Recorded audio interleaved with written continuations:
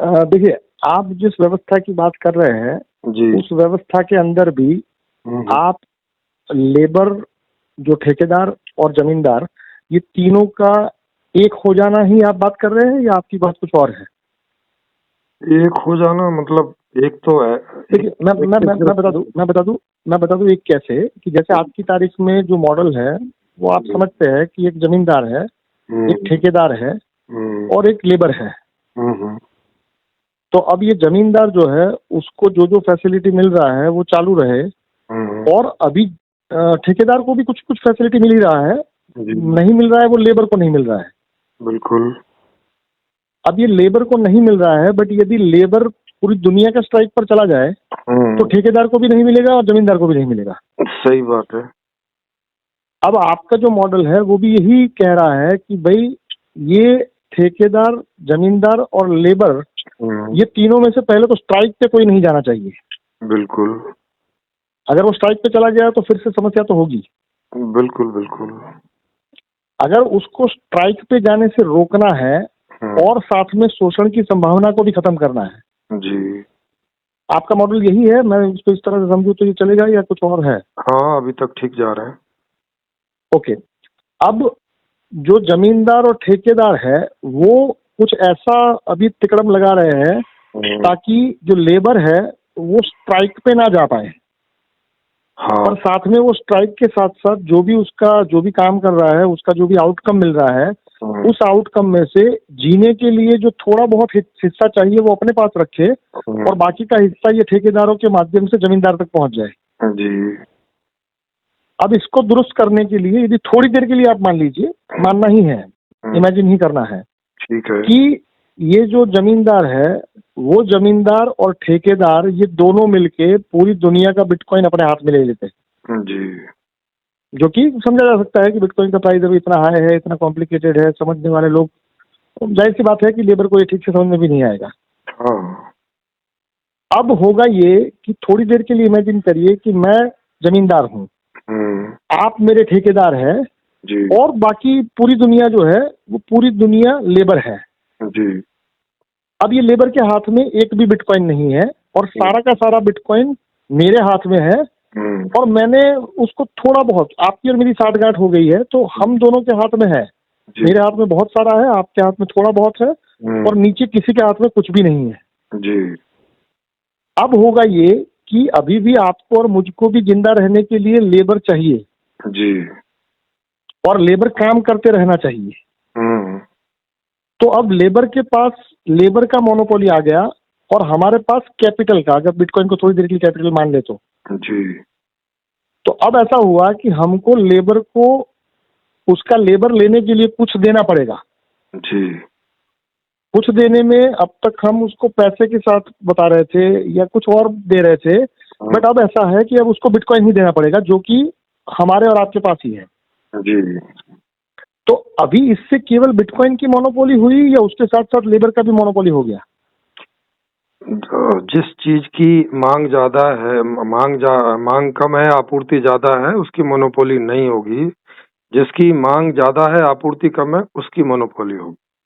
नहीं, जैसे मैं आपको जो एग्जांपल बता रहा हूँ कि भाई अब पूरी दुनिया भर का अभी बिटकॉइन की मोनोपोली होगी, लेबर की मोनोपोली नहीं हो सकती। हाँ, मैं वही तो बता रहा हूँ कि मान लीजिए कि मैं ठेकेदार, मैं जमींदार, आप ठेकेदार। मैं बता रहा हूँ, आप जो एग्जाम्पल ले रहे हैं उसमें नहीं, मेरा एग्जांपल एक बार सुन लीजिए, मेरी तसल्ली के सुन लीजिए। आपको शायद पता चल गया हो बट फिर भी मेरी तसल्ली के सुन लीजिए कि मेरे पास बिटकॉइन का 90% हिस्सा आ गया, मतलब जमींदारों के पास जी, और ठेकेदारों के पास उसका 10% हिस्सा है जी।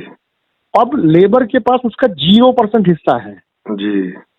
मैं एक्सट्रीम एग्जांपल ले रहा हूँ, 0 नहीं होगा बट फिर भी मैं ये मान रहा हूँ कि 0 है। ठीक है, अब ये जो 0 है, 0 मान लो, हाँ, 1 मान लो, हाँ, क्या फर्क पड़ता है? हाँ, अब ये जो 0 है उसके पास बिटकॉइन के नाम पर 0 है बट लेबर के नाम पर 100% उसके पास है अभी। हाँ, बिल्कुल। और जमींदारों के और ठेकेदारों के पास क्या है? बिटकॉइन के नाम पर 100% है बट लेबर के नाम पर 0 है। हाँ।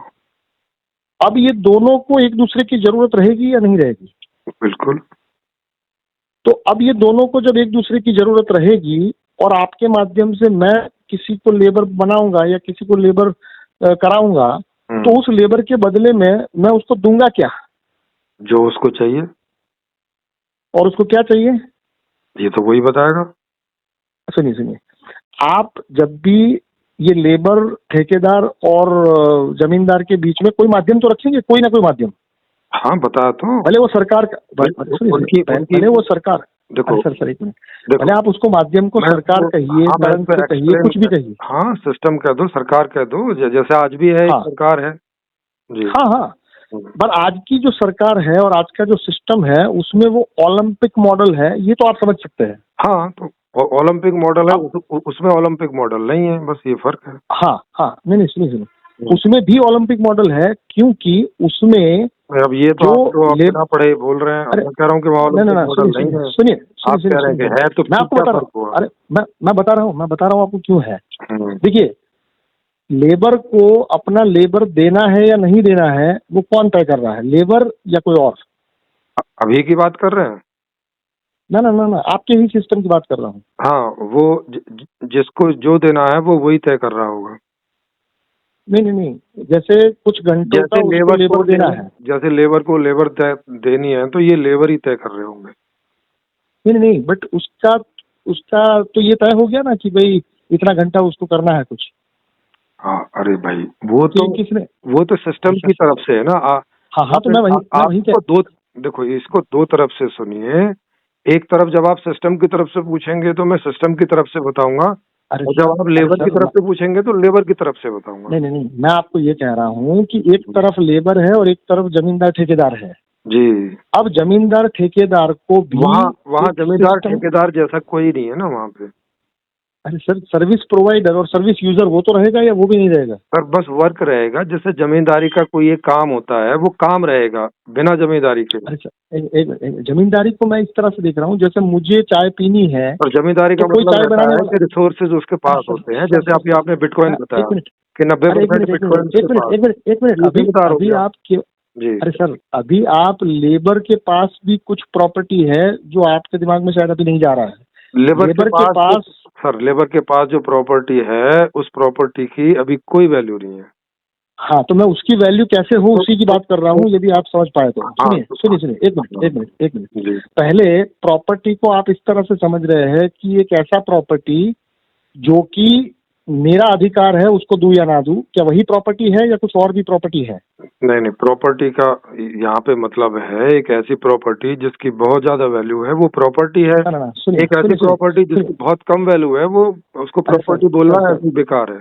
अरे सर, हाँ बेकार मानिए, बट मैं आपको ये कहूँ कि आपके पास कुछ है, वो पैसा है, बिटकॉइन है, एक्स है, वाई है, मैं उसकी बात नहीं कर रहा हूँ। कुछ है ऐसा जो आपके अधिकार में है, आप चाहे तो दे, आप चाहे तो ना दे, क्या उसको प्रॉपर्टी कहा जा सकता है? एब्सोल्यूट वे में कहा जा सकता है। अगर आप कोई सिस्टम अब मैं एब्सोल्यूट बात नहीं रख रहे हैं तो सर, अरे सर, मैं अभी एब्सोल्यूट ही बात कर रहा हूँ कि एब्सोल्यूट वो में अगर मान लीजिए कि एक मजदूर है जो कि चाय बनाना जानता है, बिल्कुल, क्या वो उसकी प्रॉपर्टी हुई, ये जानना? यस, बिल्कुल प्रॉपर्टी हुई अगर कोई सिस्टम। ओके।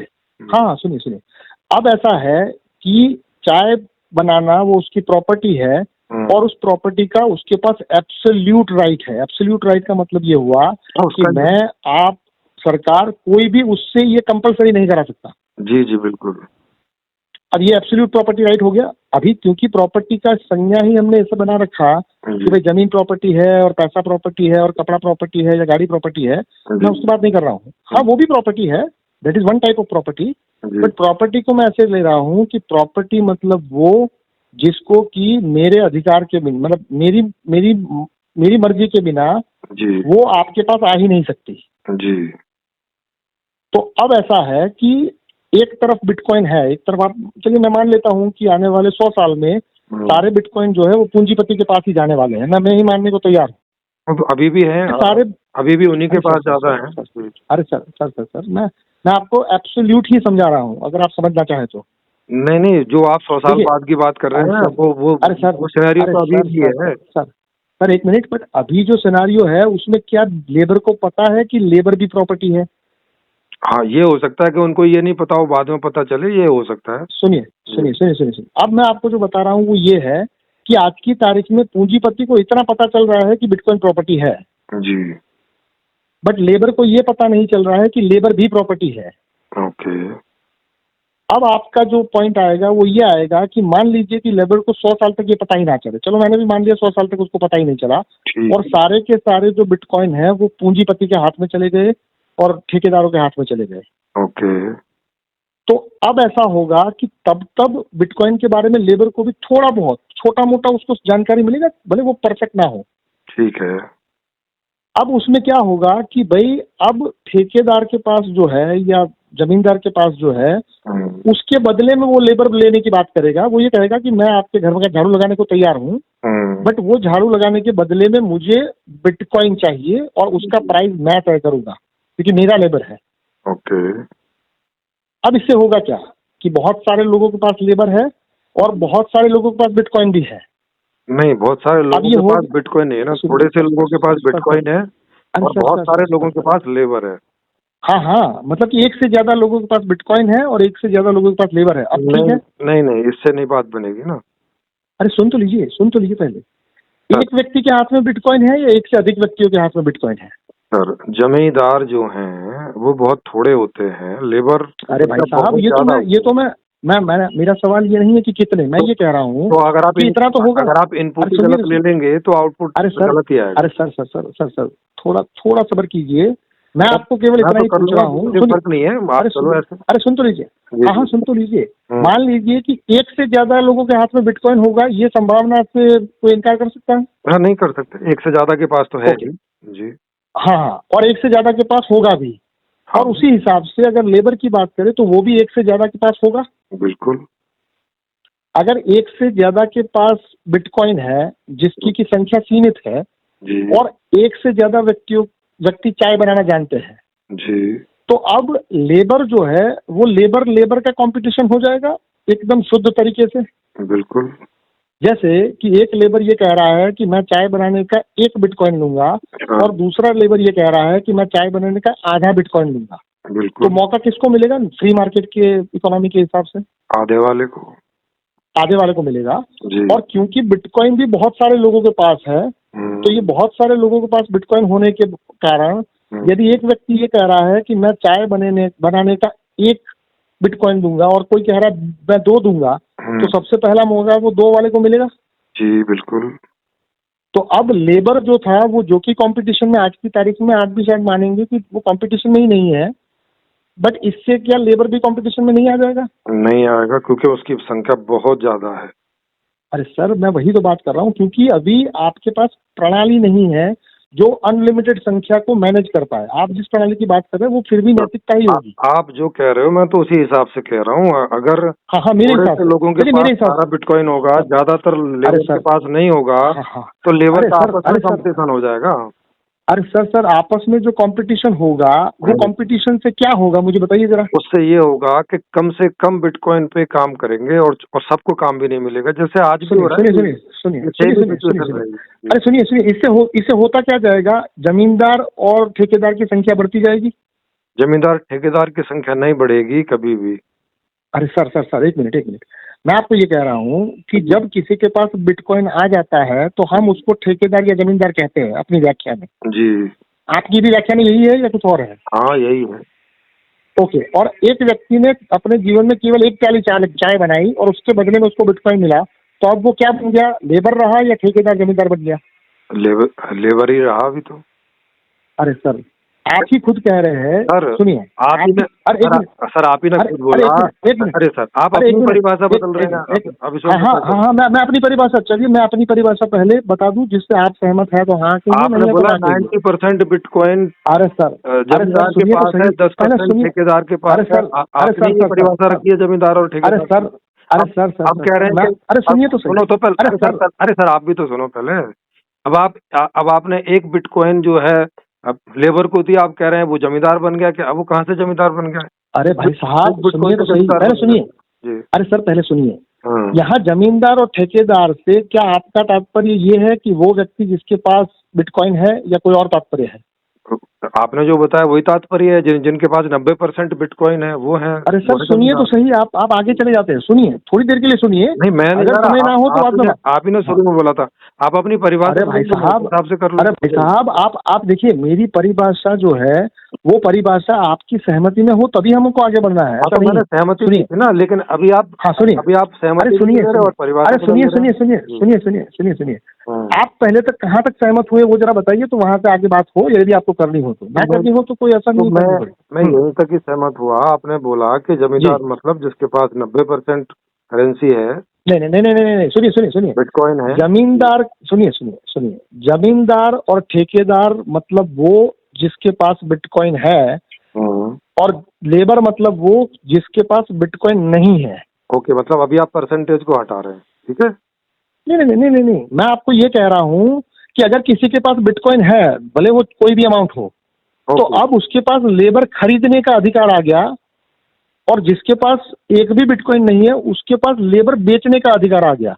क्या आप इतना समझे? ओके, तो अब आपकी परिभाषा ये है कि जिसके पास, अरे सर एक मिनट, वो जमींदार है, और जिसके पास बिल्कुल भी बिटकॉइन नहीं है वो लेबर।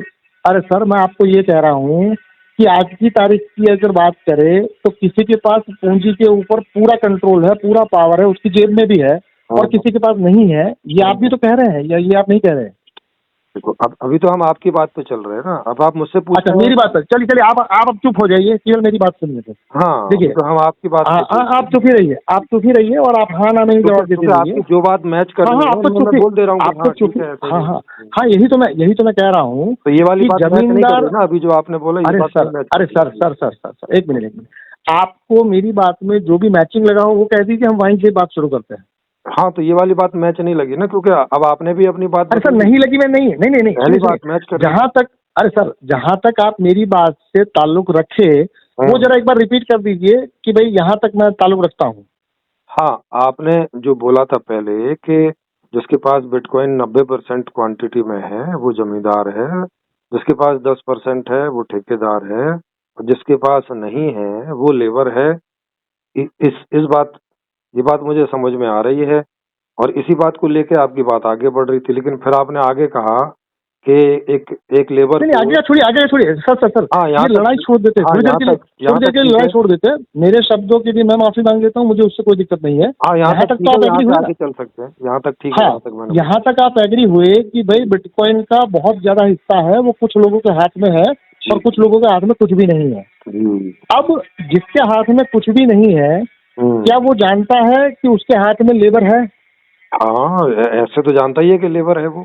ओके, हाँ आराम से। अगर वो जानता है कि उसके हाथ में लेबर है जी, और जो जिसके हाथ में बिटकॉइन है उसके हाथ में लेबर नहीं है, क्या वो जानता है? हाँ, वो भी जानता है।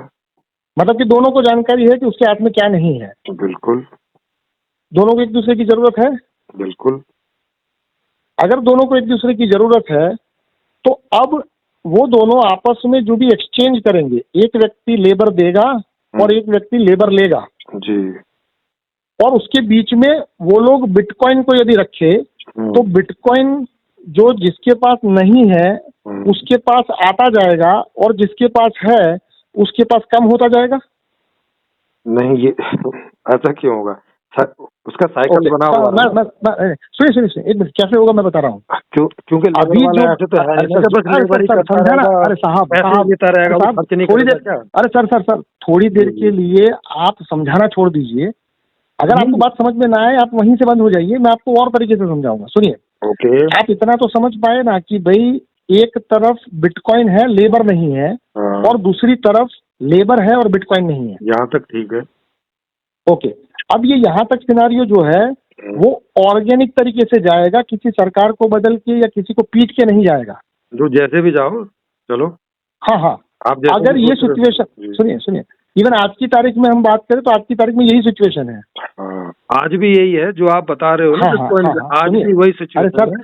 अरे सर पर आप सुनिए तो सही, आप समझाना थोड़ी देर के लिए छोड़ दीजिए। आपको समझने के लिए मैं रोज आऊंगा, कोई दिक्कत नहीं है, पर थोड़ी देर के लिए समझाना छोड़ दीजिए। देखिए, एक तरफ बिटकॉइन है और लेबर नहीं है, और दूसरी तरफ लेबर है और बिटकॉइन नहीं है जी, तो ये आपस में एक दूसरे के साथ लड़ेंगे या कोलैबोरेट करेंगे? डिपेंड करता है। कैसे? सिचुएशंस पर, मतलब अगर लेबर की संख्या ज्यादा है, अरे सर तो कहीं आराम से कहीं। एक मिनट, अरे भाई साहब एक मिनट, मान लीजिए हम दोनों की बात करते हैं। ना पूछे ना, आप ही बताते जाए ना। हाँ, तो मैं अभी लेबर को भी छोड़ देता हूँ, सबको छोड़ देता हूँ, मैं आपकी और मेरी बात करता हूँ। मान लीजिए आपको दाल बनानी आती है और मुझे रोटी बनानी आती है जी। हमारे बीच में लड़ाई की संभावना ज्यादा है या हमारे बीच में कोलैबोरेशन की संभावना ज्यादा है? कोलैबोरेशन की होगी, अगर मैं और आप ही हैं बस। हाँ, तो मैं और आपकी ही बात की है अभी, मैंने आपको हाइपोथेटिकल ही पूछा। अगर दो ही आदमी हैं तो ठीक। हाँ, अब मान लीजिए अब ये दो की जगह दो लोगों को दाल चावल आता है, मतलब दाल बनाना आता है, और दो लोगों को चावल बनाना आता है, अब क्या होगा? हाँ, अब 4 लोग सेवा देने वाले हो गए, अब लेने वाले कितने वो आप बताइए। अरे सर एक मिनट फिर से शुरू करता हूँ जी। पहले एक व्यक्ति थे, मुझे दाल आती थी, आपको चावल आते थे। ओके। हम दोनों के बीच में क्या होगा, कोलैबोरेशन या कॉन्फ्लिक्ट? हाँ, कोलैबोरेशन होगा। ओके, अब मान लीजिए कि मैं और मेरा एक दोस्त, हम दोनों को दाल आती है, ठीक है, और आपके दोस्त को चावल आता है जी। अब हम चारों में क्या होगा, कॉन्फ्लिक्ट या कोलैबोरेशन? कोलैबोरेशन ही होगा। ओके, आगे बढ़ते हैं कि हम 10 लोगों को दाल आती है, और दाल के साथ साथ अब हमने रोटी भी सीखी है, कुछ ऐसे लोगों को भी शामिल कर दिया है जिनको रोटी भी आती है। ठीक है। और सामने ऐसे लोग हैं जिनको मतलब कि चावल आते हैं, और चावल के साथ साथ उन्होंने सलाद बनाना भी सीख लिया है जी। अब क्या होगा इन दोनों के बीच में, कॉन्फ्लिक्ट या कोलैबोरेशन? अब भी कोलैबोरेशन ही होगा। ओके, तो मतलब कि एक जगह पर है और एक जगह पर नहीं है, इससे कोलैबोरेशन होता है या कॉन्फ्लिक्ट होता है? इससे कोलैबोरेशन होता है। ओके, अब ये कोलैबोरेशन की क्वालिटी की बात करते हैं। मान लीजिए कि दाल बनाने वाले 1000 लोग हैं और सामने चावल बनाने वाले भी 1000 लोग हैं जी। तो अब दाल और चावल का संयोग जो है वो कैसे बनेगा? सबसे अच्छी दाल के बदले में सबसे अच्छा चावल, ये रहेगा सिद्धांत, या कुछ और सिद्धांत रहेगा? हाँ, यही रहेगा, सबसे अच्छे दाल के बदले में सबसे अच्छा चावल। ओके, अब इसमें बीच में किस चीज की जरूरत पड़ेगी? बीच में कोई सिस्टम की जरूरत पड़ेगी जब ज्यादा संख्या में लोग हो जाएंगे। ओके, अब वो जो सिस्टम होगा, सुनिए, अब वो जो सिस्टम होगा वो किसी की नैतिकता के आधार पर होगा, या वो कुछ ऐसे सिद्धांत के आधार पर होगा जो कि बदला पॉसिबल ही ना हो, मतलब बदलने की इच्छा सबकी हो बट वो पॉसिबल ही ना हो? तो लोगों की बुद्धि के ऊपर है, क्या समझते हैं वो। अब आप क्या रखना चाहोगे वहाँ, आप बताओ। नहीं, सुनिए, मैं ये कह रहा हूँ कि बुद्धि तो सबकी यही कहेगी कि मुझे ऐसा सिस्टम रखना है जो मेरे हाथ में ही रहे, बट ऐसा सिस्टम ऑलरेडी आ जाए या है जो कि आपके चाहने पर निर्भर नहीं है। अच्छा, आ जाए कैसे? जैसे ओके, नहीं, ऑलरेडी है ही, ये बिटकॉइन वही सिस्टम है। ओके। अब ये दाल वाले जो है, देखिए, अब ये जो 100 लोग जो दाल बना रहे हैं, सुनिए, अब ये जो 100 लोग दाल बना रहे हैं और सामने 100 लोग चावल बना रहे हैं जी, ये दोनों को एक दूसरे से मैच ही करना पड़ेगा, क्योंकि अब ये दोनों एक दूसरे के साथ लड़ नहीं सकते, क्योंकि लड़ेंगे तो दाल वालों को दाल मिलेगी और चावल वालों को चावल ही मिलेगा। बिल्कुल बिल्कुल। तो अब ये जो मैचिंग होगा, वो मैचिंग में अब ये दाल और चावल की जगह लेबर और कैपिटल रख दीजिए कि एक तरफ लेबर है और एक तरफ कैपिटल है जी। ये जो कैपिटल है वो ऐसा है जो कि प्रिंट नहीं हो सकता, जो कि कोई सिस्टम जब भी चाहे तब उसको बढ़ा घटा नहीं सकती जी। वो पुल अगर मान लीजिए कि 100 सिक्के हैं तो वो 100 सिक्के ही रहेंगे, भले वो आपस में बदलते रहे रोज जी। तो इससे जो मार्केट पैदा होगी वो अब आपको फ्री इकोनॉमी वाली मार्केट लगेगी या उसके अंदर किसी का कंट्रोल होगा? हाँ, अगर कोई अलग से सिस्टम नहीं है तो फ्री इकोनॉमी होगी। ओके, अगर मान लीजिए कि अलग से सिस्टम है, मान लीजिए कि अभी ये कोई रातों रात तो हो नहीं जाएगा, तो अब जो अलग से सिस्टम है वो अलग से सिस्टम में शोषण होगा और यहाँ पर फ्री इकोनॉमी के कारण एक लेन देन होगी जो कि म्यूचुअल बेनिफिट के तहत होगी। ओके। दाल वाले को रोटी मिलेगी और रोटी वाले को दाल मिलेगी, अगर यदि वो करना चाहे तो। अब दाल रोटी को आप ऐसे समझिए कि वो दाल रोटी ऐसी है जो छीनी नहीं जा सकती, जो केवल विलिंगली दी जा सकती है। ओके। तो अब आप ये समझिए कि यहाँ पर छीना जब्ती खत्म हो गई, मतलब कि मैंने आपको एक ऐसा प्रॉपर्टी बताया जिस प्रॉपर्टी को छीना नहीं जा सकता। अगर आपने गोल्ड का चैन पहना है तो वो छीना जा सकता है। नहीं, मतलब आप ऐसी दाल और रोटी बता रहे हैं जिसे छीनी नहीं जा सकती हो।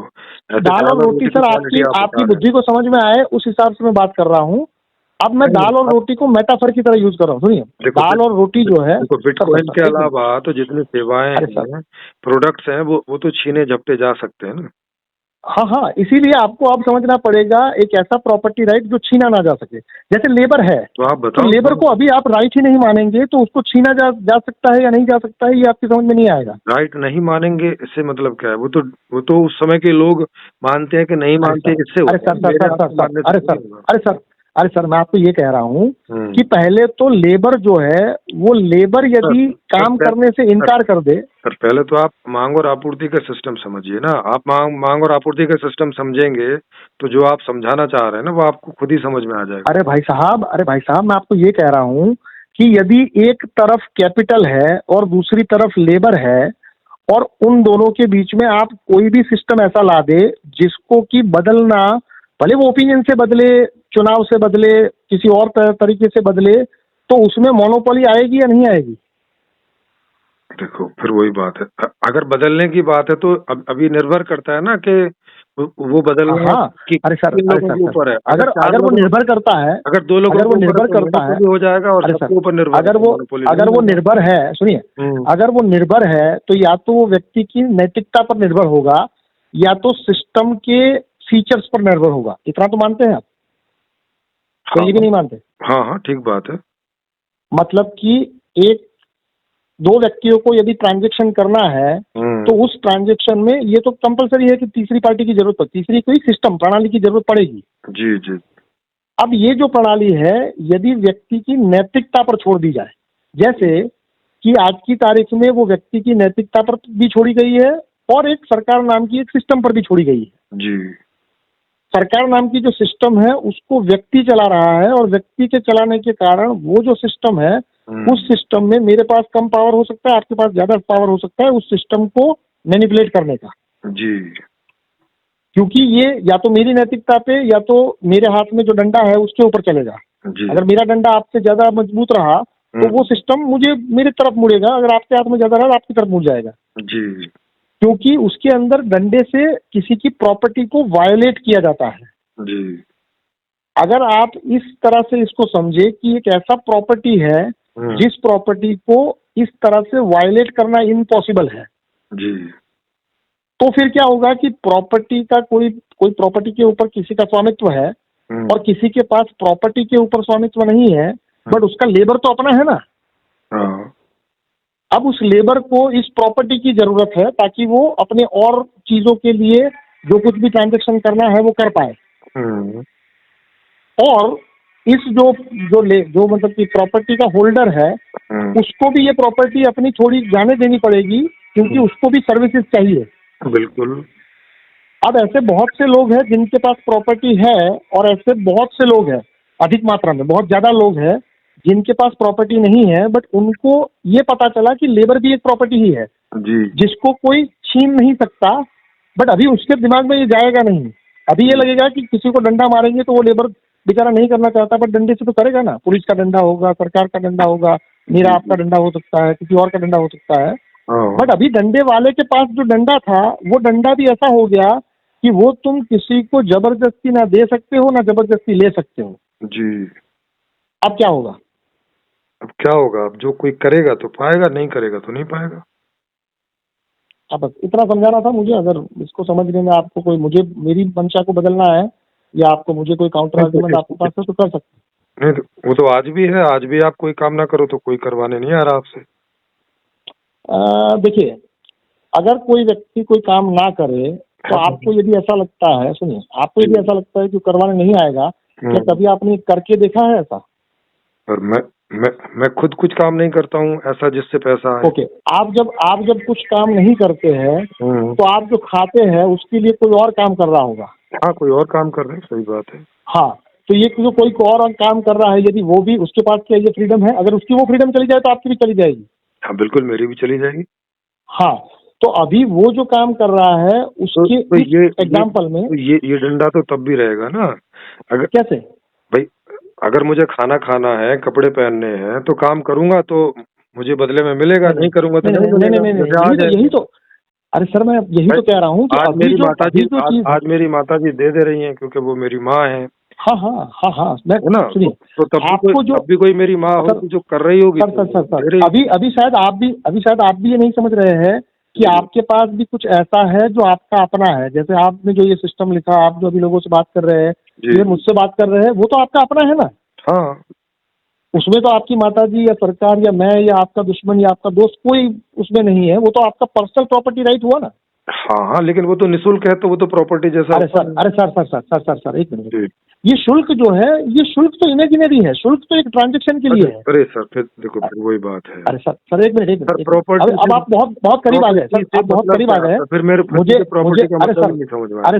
अरे सर मैं आपको वही तो कह रहा हूँ कि क्या आपने इमेजिनेशन में कभी ऐसे प्रॉपर्टी का जिक्र किया है अपने साथ कि ऐसा प्रॉपर्टी जिसको देना या ना देना वो 100% आपके हाथ में हो, एब्सोल्यूट प्रॉपर्टी राइट। पहले प्रॉपर्टी की डेफिनेशन तो बताइए, प्रॉपर्टी मतलब क्या, तभी तो मैं आइडेंटिफाई करूंगा। अरे सर अभी आप जिसे प्रॉपर्टी समझ रहे हैं वो प्रॉपर्टी नहीं है, क्योंकि उसका कोई कस्टोडियन होता है, वो सिक्योरिटी है। ओके, उसका कोई कस्टोडियन होता है, वो सिक्योरिटी है। अब कोई ऐसी प्रॉपर्टी बताओ जिसका कोई कस्टोडियन ही ना होता हो।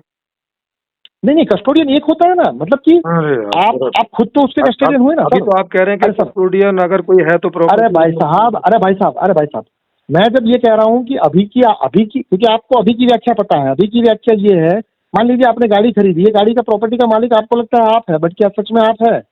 अभी बिल्कुल मैं ही हूँ। अब मैंने गाड़ी खरीद रखी है, गाड़ी मेरे पास। हाँ सुनिए, एब्सोल्यूट प्रॉपर्टी राइट आपको समझा दूं मैं। एब्सोल्यूट प्रॉपर्टी का राइट का मतलब ये हुआ कि उस गाड़ी को कोई छीन ही नहीं सकता। अब अभी तो कोई ऐसा है? सकता है, अभी कौन छीन सकता? अरे सर मैं आके अपना गाड़ी आपके गाड़ी से ठोक दूं, हाँ, खत्म हो गई आपकी गाड़ी? खत्म होगी, उसका आप पैसा भरेंगे। अरे सर उस पैसा भरने के लिए आपको मैं धक्के खिला सकता हूँ पूरी जिंदगी। हाँ हाँ, आप एब्सोल्यूट प्रॉपर्टी खिला सकते हैं, मैं वही तो धक्के खा सकते हैं, लेकिन अरे सर भरेंगे तो जी। अरे सर मैं आपको ये कह रहा हूँ कि इसको आप एब्सोल्यूट प्रॉपर्टी राइट कह सकते हैं। फिर वही बात है। अब ये एब्सोल्यूट का मुझे मतलब ही नहीं समझ में आ रहा है आपका एब्सोल्यूट। हाँ मैं समझाता हूँ, इसीलिए आपको जो समझ में नहीं आ रहा है वो पूछते जाइए। देखिए कोई उदाहरण दीजिए। हाँ मैं समझा रहा हूँ, पास कोई उदाहरण? हाँ मैं समझा रहा हूँ प्रॉपर्टी। अरे सर मैं समझा रहा हूँ तो समझाइए। आप यदि सुनिए, आप यदि ये यूएलएम का काम कल से बंद करना चाहे तो क्या उसके लिए आपको किसी का एनओसी चाहिए?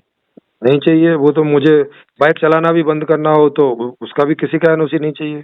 सर मैं बाइक चलाने की इच्छा की बात नहीं कर रहा हूँ, मैं बाइक की अपनी बात कर रहा हूँ। तो सर ये भी तो इच्छा ही है, मैं यूएलएम का काम करूँ। और आराम से आपको अभी शायद ये समझने में दिक्कत हो रही है कि बाइक और बाइक चलाने की इच्छा, उसमें से बाइक एब्सोल्युटली आपका नहीं है, बाइक की इच्छा आपकी है एब्सोल्यूट। अरे सर, फिर वही बात है, अभी बाइक भी मेरी ही है, जैसे यूएलएम भी मेरा ही है।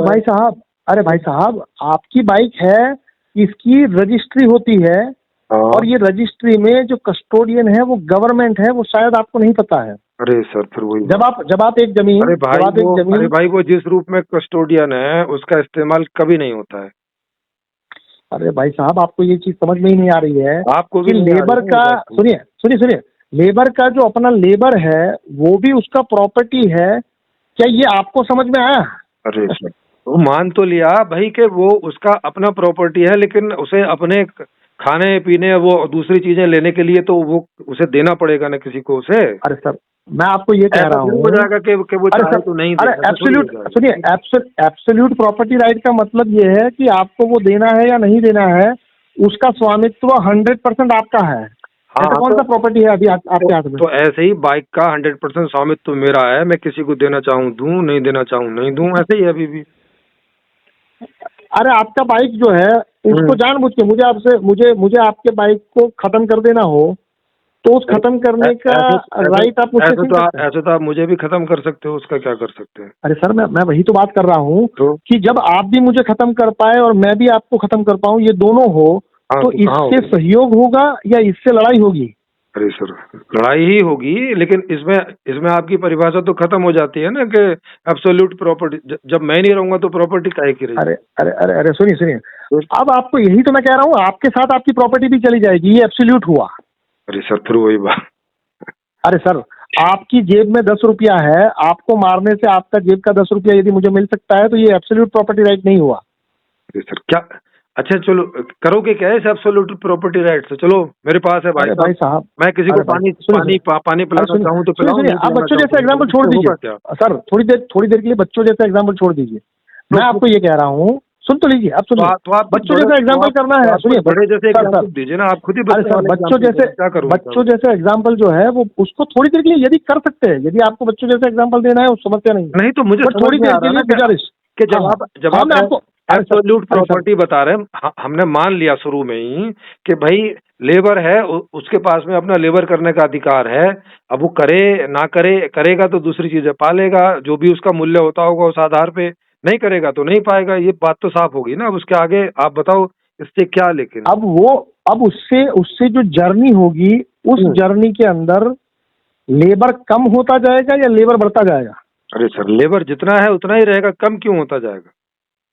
कैसे जाएगा? अभी आपने लेबर की क्या व्याख्या बनाई है, जरा बताइए। अरे लेबर की वही व्याख्या है जिसके पास में पैसा है नहीं है और बस काम ही है, काम करना ही आता मतलब कि काम उसके हाथ में, सुनिए, अब उसके हाथ में काम है और काम की आपने क्या व्याख्या बनाई है? और काम जो देने वाले वो थोड़े से लोग हैं। नहीं, सुनिए, आपने लेबर की व्याख्या को काम बताया। अब ये काम की व्याख्या में आपने किसको रखा? जैसे आप ये कह रहे हैं कि आप कोई काम नहीं करते, मैं ऐसा नहीं मान रहा हूँ, आप बहुत कुछ काम करते हैं। अरे वो नहीं, बट अभी आपको आपका काम जो है वो आपकी पर्सनल प्रॉपर्टी है, ये शायद एब्सोल्यूट तरीके से नहीं पता। अरे फिर वही बात है। अरे भाई साहब, पता है, मैं ही कर सकता हूँ, करूँ तो करूँ, नहीं करूँ तो नहीं करूँ, पता है इस बारे में। तो ये केवल सुनिए, ये केवल आपको सुनिए क्या हो जाए?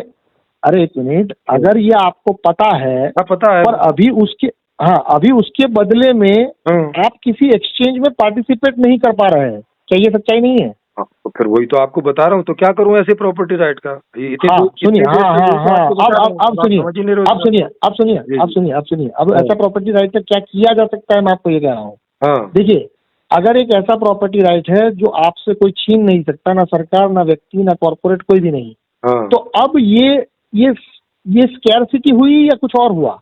ये डिपेंड करता है ना कि कैसे कितने लोग हैं, जितनी जरूरत ज्यादा है लोगों की, इससे डिपेंड करता है। आप एक आदमी के आधार पर सोच रहे हो। अरे सुन तो लीजिए, मैं आपको ये कह रहा हूँ कि जब आपको ये पता चला कि आपके पास भले प्रॉपर्टी नहीं है जो आज की तारीख में जिसको आप प्रॉपर्टी कहते हैं, धन दौलत बंगला ये सब नहीं है आपके पास, बट आपके पास कुछ ऐसा है जिसका एब्सोल्यूट मालिक आप है।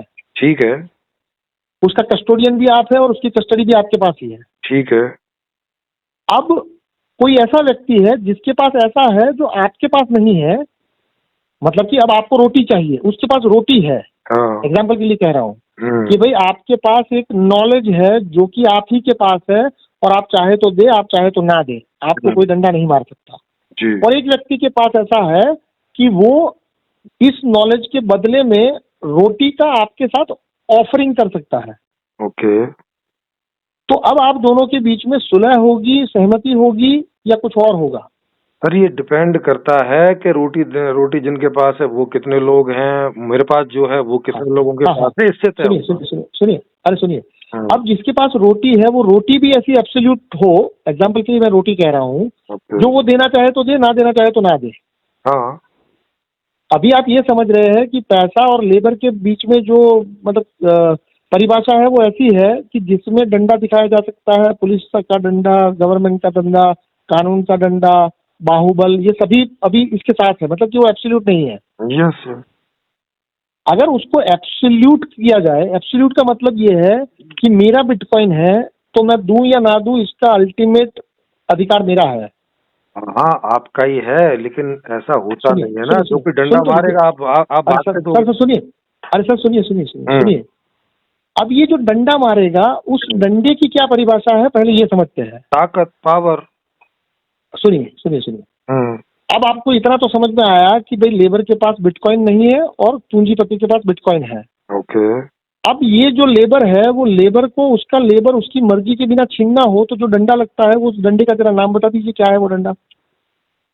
उसका डंडा है कि उसको आप दास बना लो, 4 कोड़े मारो, काम करने तो कोड़े खाएगा रोज, ये डंडा हो गया। ओके।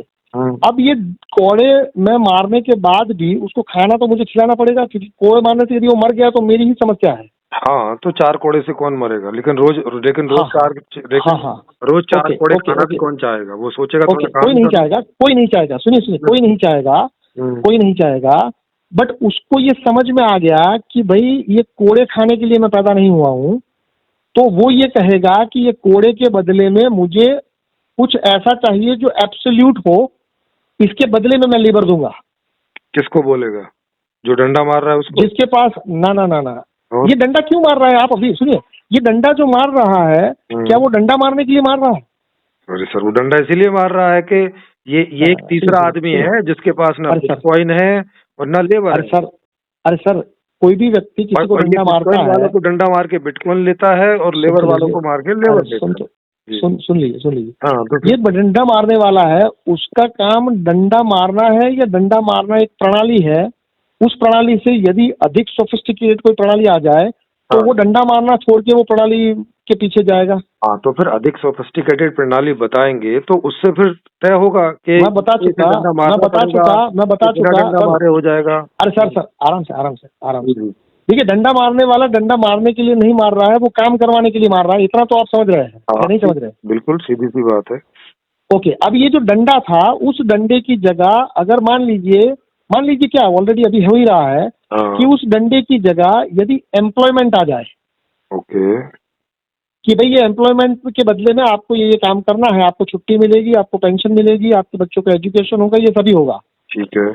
तो ये इस चीज से केवल काम करवाने वाले ने काम करने वाले को सुनिश्चित किया या कुछ और किया? हाँ, काम सुनिश्चित किया। जैसे वो डंडे वाला डंडे से सुनिश्चित करता था, इससे थोड़ा सोफिस्टिकेटेड तरीका अपनाया। जी बिल्कुल। बट वो जो लेबर जो भी काम कर रहा है, उसकी जो भी उपज, उसकी जो भी आउटकम हो रहा है, उस आउटकम में से बहुत बड़ा हिस्सा तो इसको मिल रहा है जिसने ये प्रणाली की रचना की है। जी।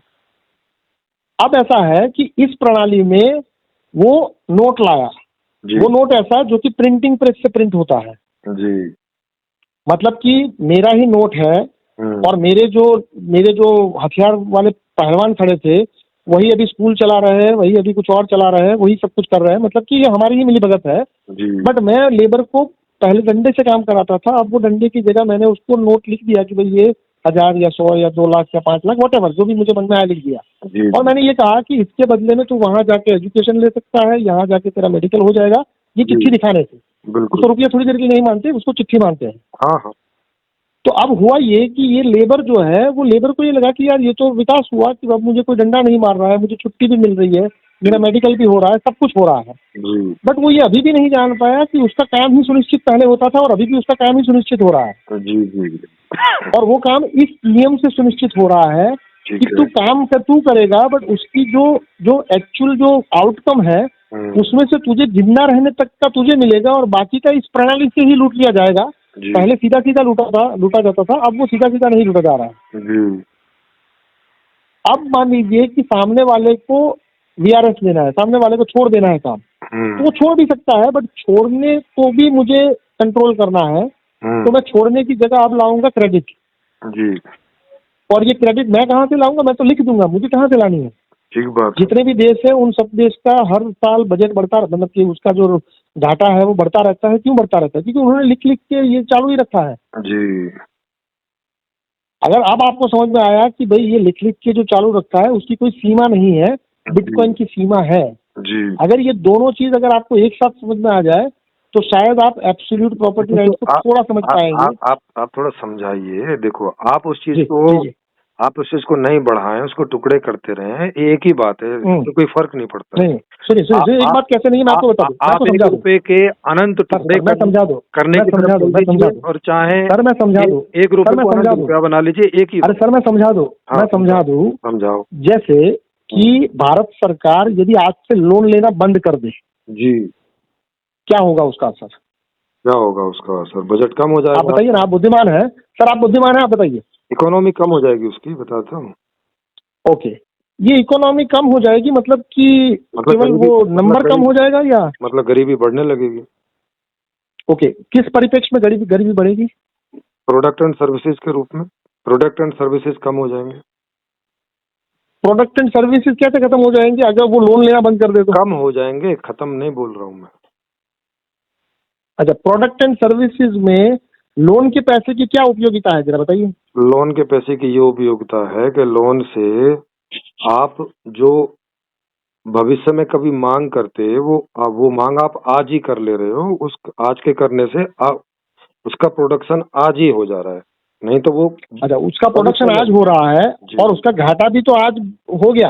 अरे सर, जब आज प्रोडक्शन हो रहा है तो उसमें अब घाटा महंगा जो होगा आज ही हो जाएगा। और वो हाँ हाँ, आज तो मतलब ये हुआ कि आपने प्रोडक्ट एंड सर्विसेज, सुनिए, आपने ये प्रोडक्ट एंड सर्विसेज बढ़ाई या घाटा करते करते अब ये प्रोडक्ट एंड सर्विसेज बढ़ाते ही रहना पड़ेगा, ऐसा मतलब अपने आप को बांध लिया। ये तब तक बढ़ाते रहना पड़ेगा जब तक जिनको चाहिए उनको पूरा नहीं हो जाता। जब पूरा हो जाएगा तब ये बढ़ाने की जरूरत नहीं पड़ेगी। अब ये जब बढ़ाने की जरूरत नहीं पड़ेगी तब जो घाटा होगा वो किसके सर पर होगा? तब घाटा नहीं होगा ना। अरे सर घाटा मैं आपको ये कह रहा हूँ, सुनिए, जब लोन आप अभी भी सुनिए, अभी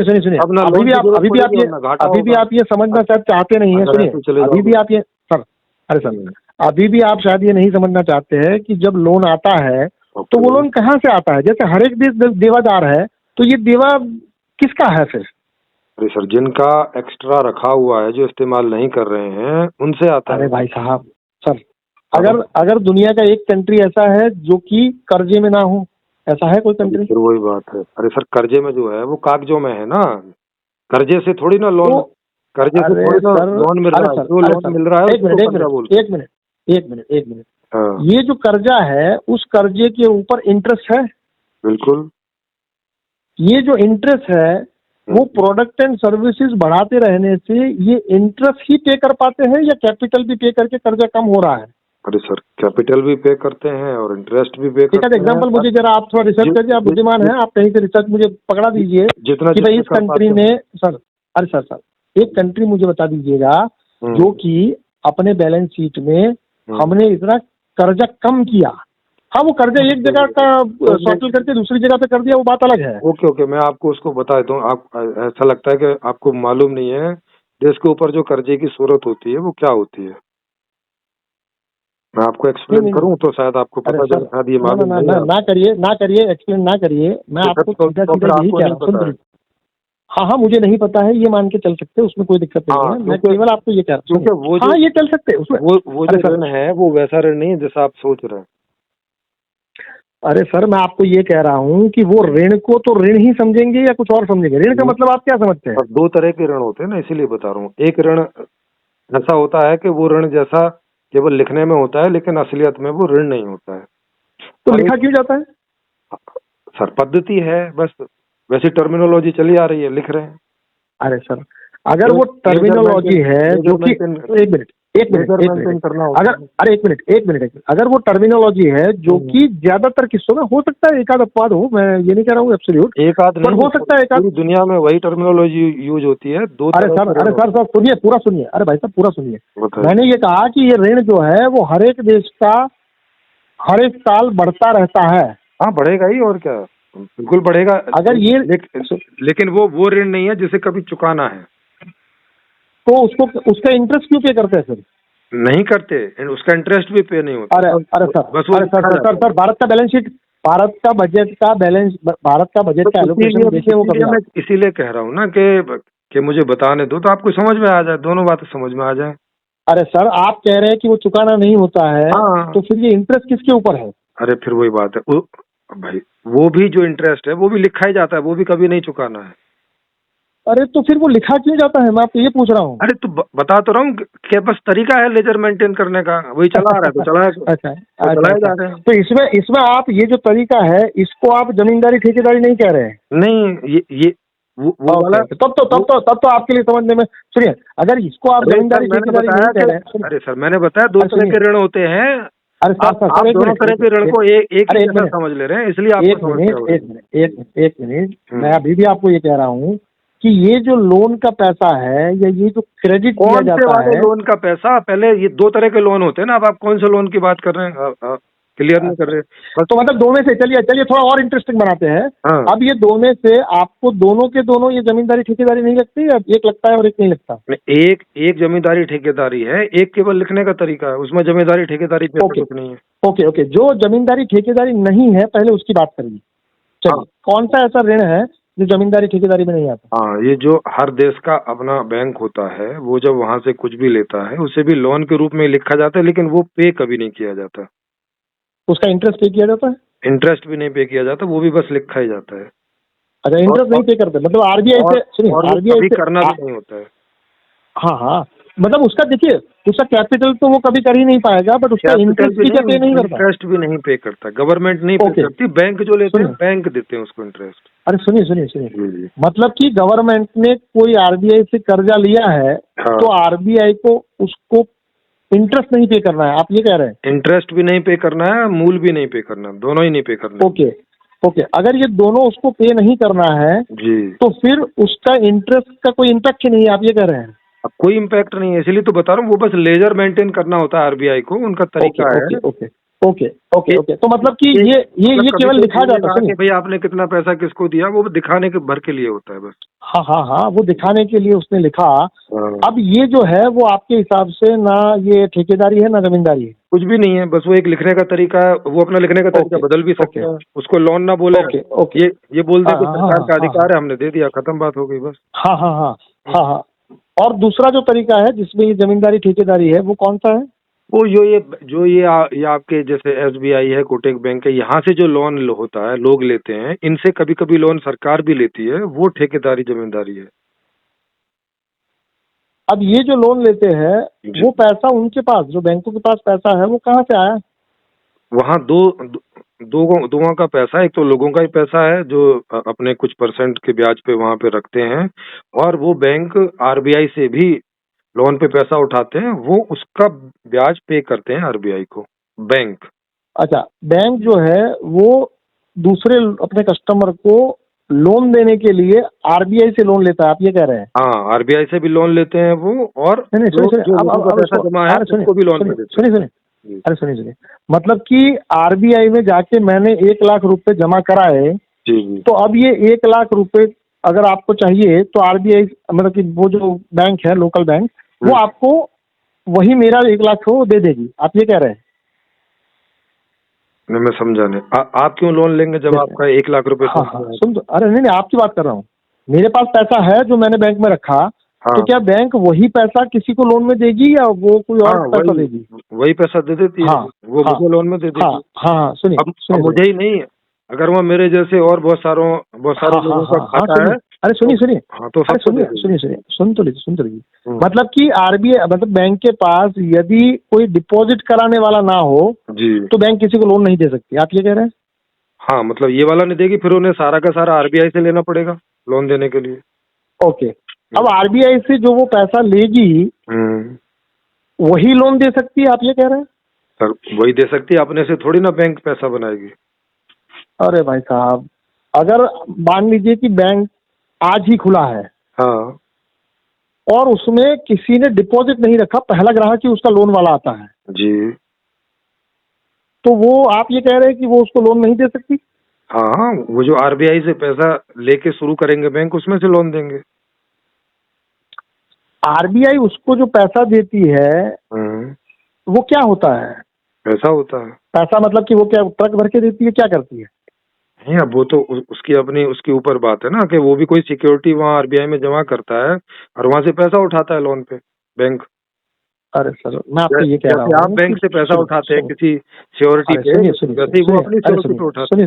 सुनिए, तो ये इकोनॉमी में जो नया पैसा आया वो तो जिसने लोन लिया उसके इंटरेस्ट से आया या कहीं और से आया? हाँ, इंटरेस्ट से ही आया, और उससे भी ज्यादा इंटरेस्ट पे आगे वो लोन देगा, जिससे वो कमाएगा।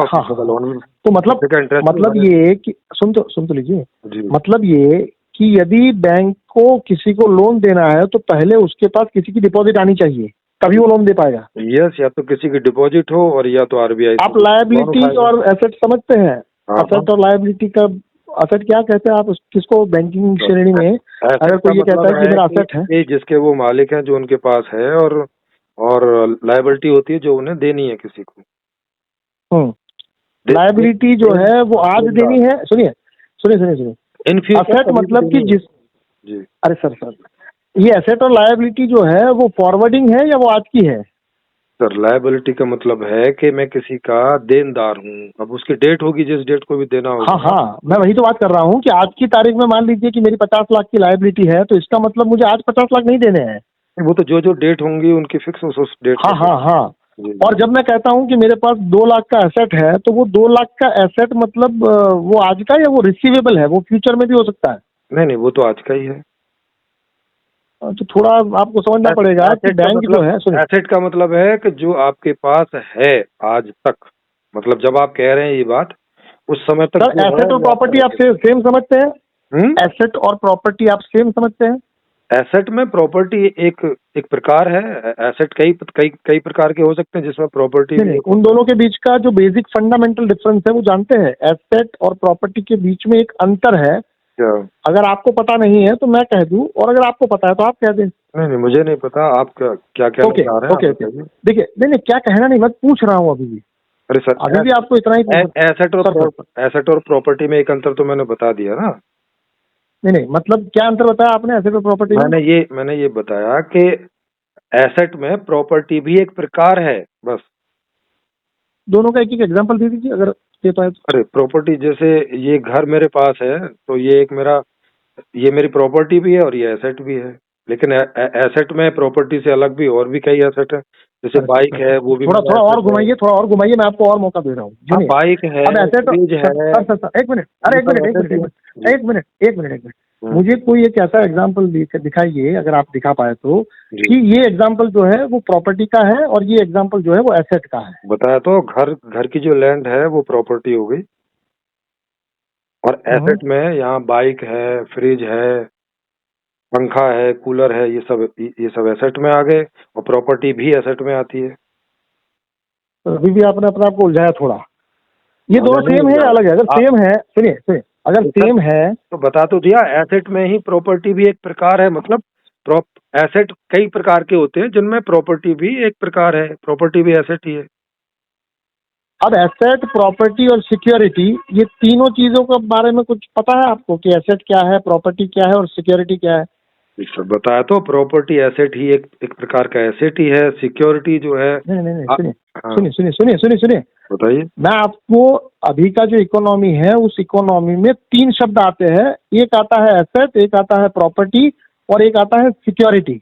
हाँ, आप रिसीवेबल और पेएबल समझते हैं कि ये मेरा रिसीवेबल है, यदि मैं कोई कंपनी चला रहा हूँ तो मेरा इतना पेमेंट आने वाला है, जो आया नहीं है पर आने वाला है, तो ये मेरा रिसीवेबल हुआ। बिल्कुल। और इतना पेमेंट मेरा जाने वाला है, तो ये मेरा पेएबल हुआ। आज की तारीख में तो कुछ नहीं है। जी।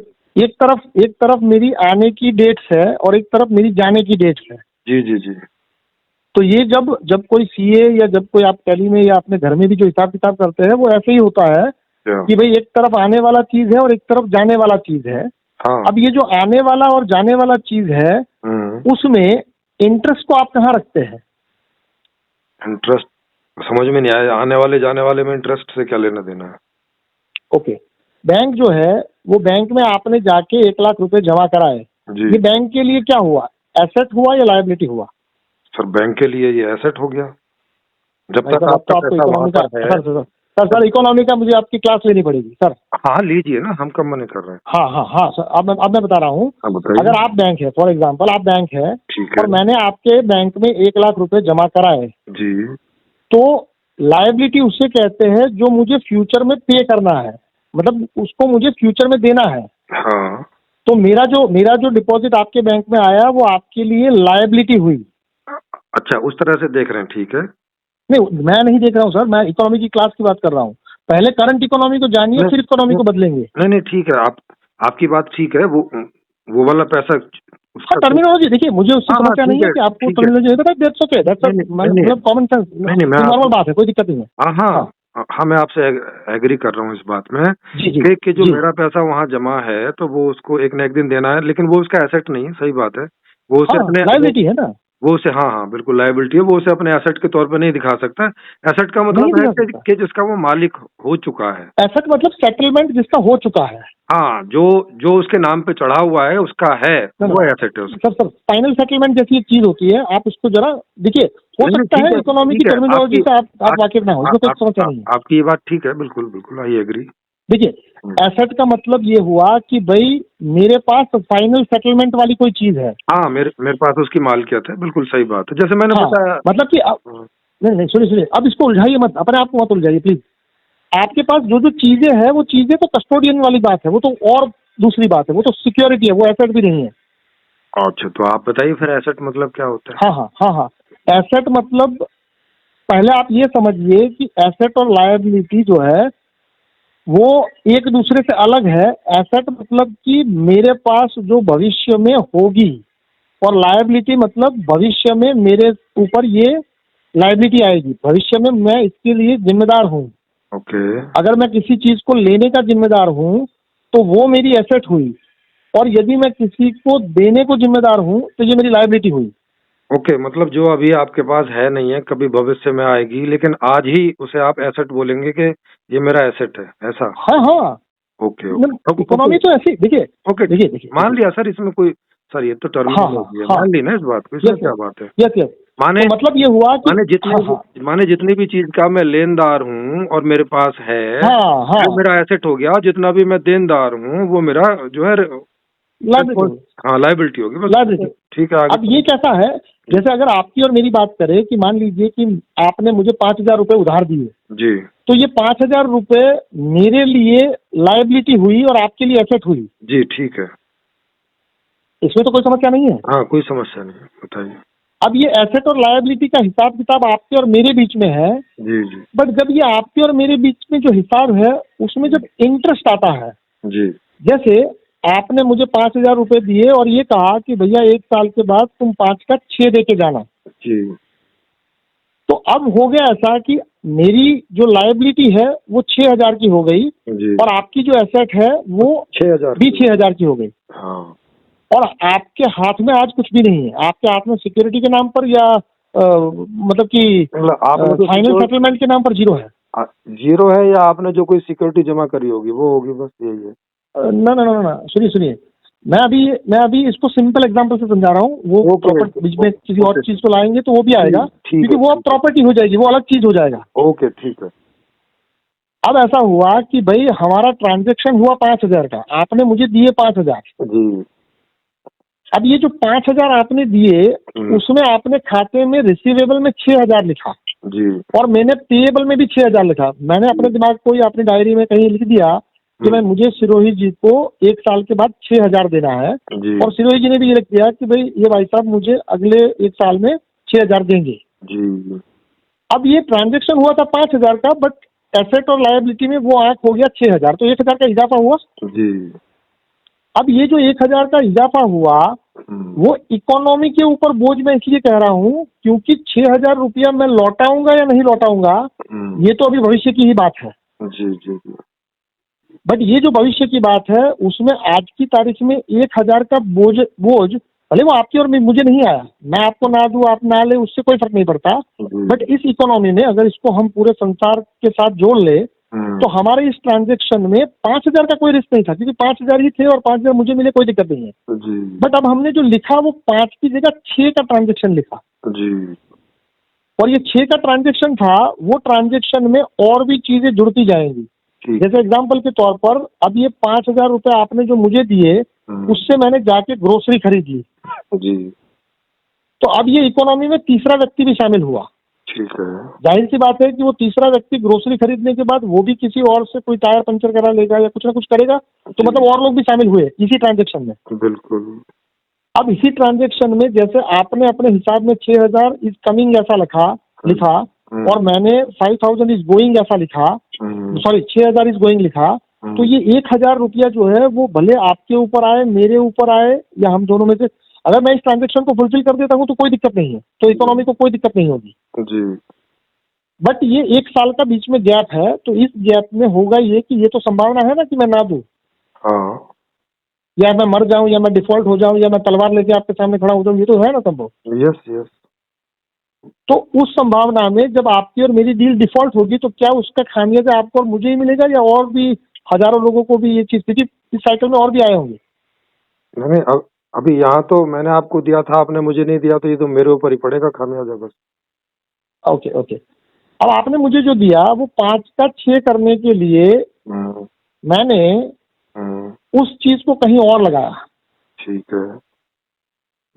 अब वो डिफॉल्ट होगा तो अब आप कह सकते हैं कि वो डिफॉल्ट होगा, उसमें आपका क्या खामी, बट आप भी तो होंगे, आपके ना जानते हुए भी। यस यस बिल्कुल होंगे, क्योंकि उससे आप डिफॉल्ट हो जाएंगे और आपसे मैं हो जाऊंगा। हाँ हाँ, इसका कारण यदि ये 5 का 5 रहता, फॉर एग्जांपल थोड़ी देर के लिए मान लेते हैं कि ये 5 का 5 ही रहा, कि भाई आपने मुझे 5 दिया और उस 5 को आपने 6 नहीं लिखा ना मैंने 6 लिखा जी, तो अब क्या हो गया कि अब हमारे और आपके बीच में जो रिलेशनशिप बना फाइनेंशियल ही, वो सपोर्टिव बना।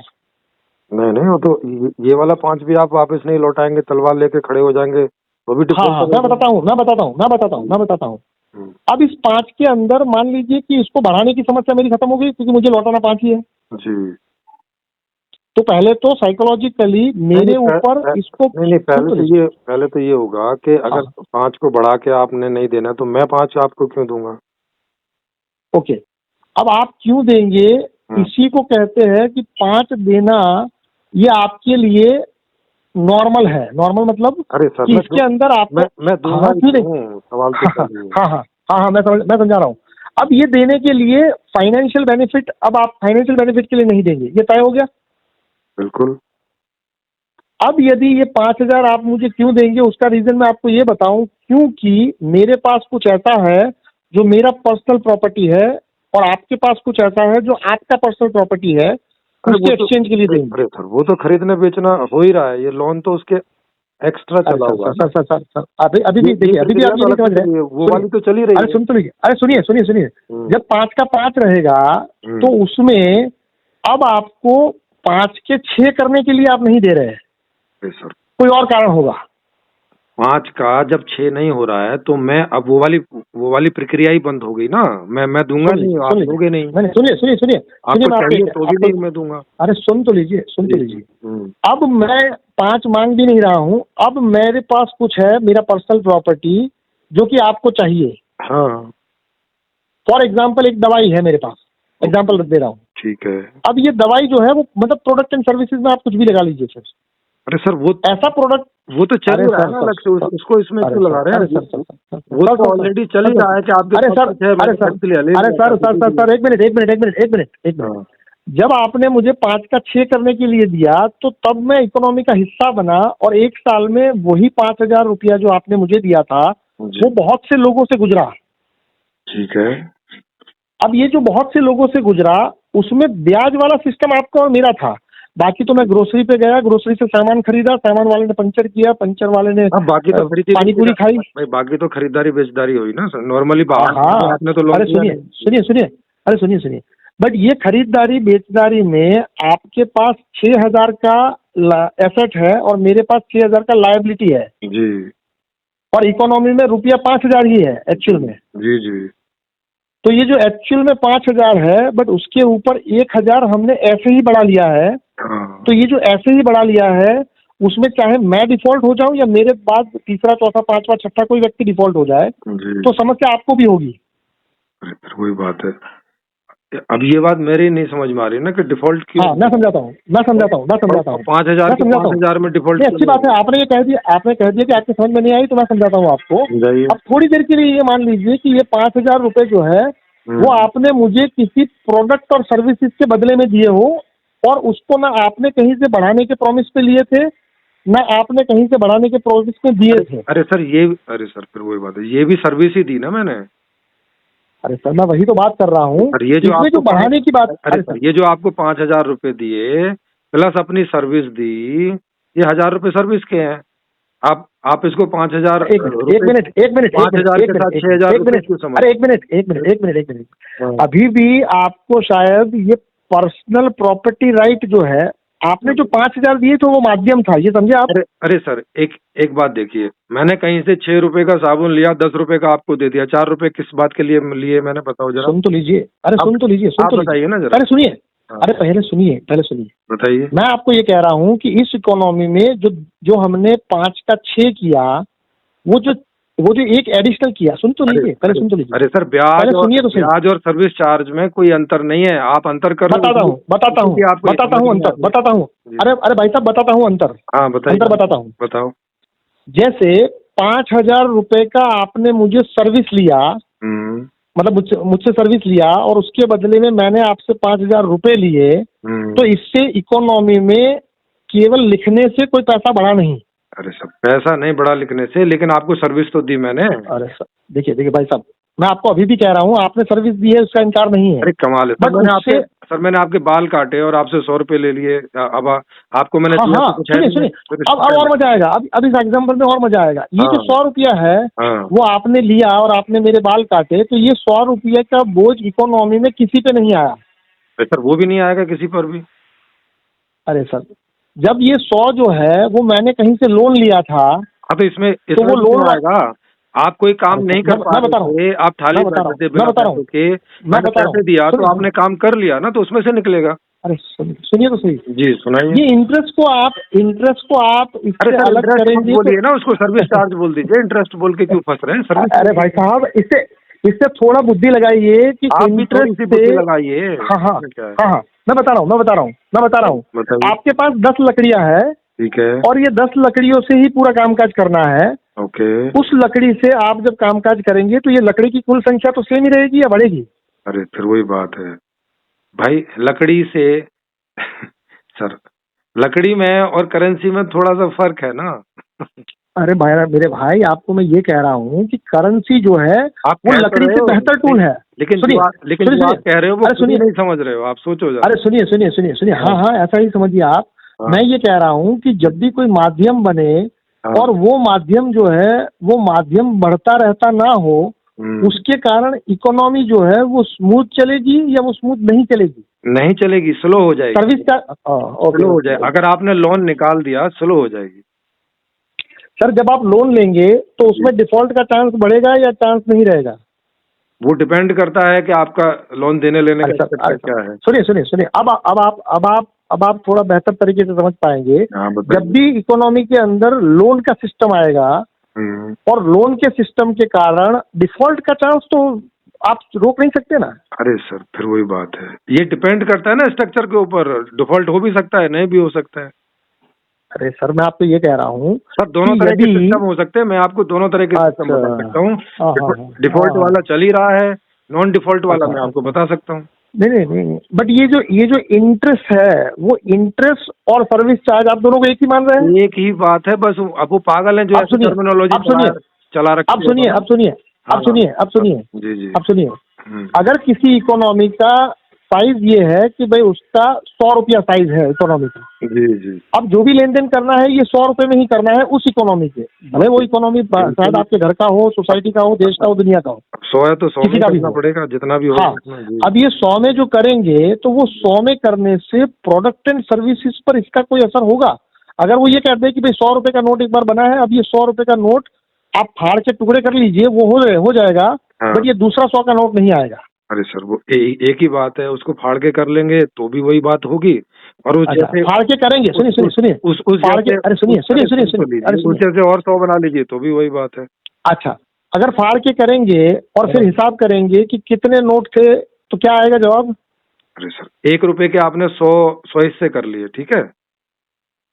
अब 1 रुपए के जब 100 हिस्से कहते हैं तो उसको 100 पैसा बोलते हैं, उसको 100 रुपया नहीं बोलते। अरे भाई 100 पैसे का आपने जब 100 टुकड़े कर लिए तो 1-1 रुपया हो गया कि वो 1-1 पैसा हो गया कि नहीं हो गया? सर पूरे ब्रह्मांड की एनर्जी जो है वो बढ़ती घटती है। अरे सर ओवरऑल ना बढ़ती है ना घटती है। हाँ, ओवरऑल यदि बढ़ती घटती नहीं है तो केवल उसके टुकड़े ही किए जाते हैं, ये ब्रह्मांड का सिद्धांत है, इससे आप कोई अंडरस्टैंडिंग रखते हैं? ब्रह्मांड का सिद्धांत रुपये पे कहाँ चला रहे हो आप?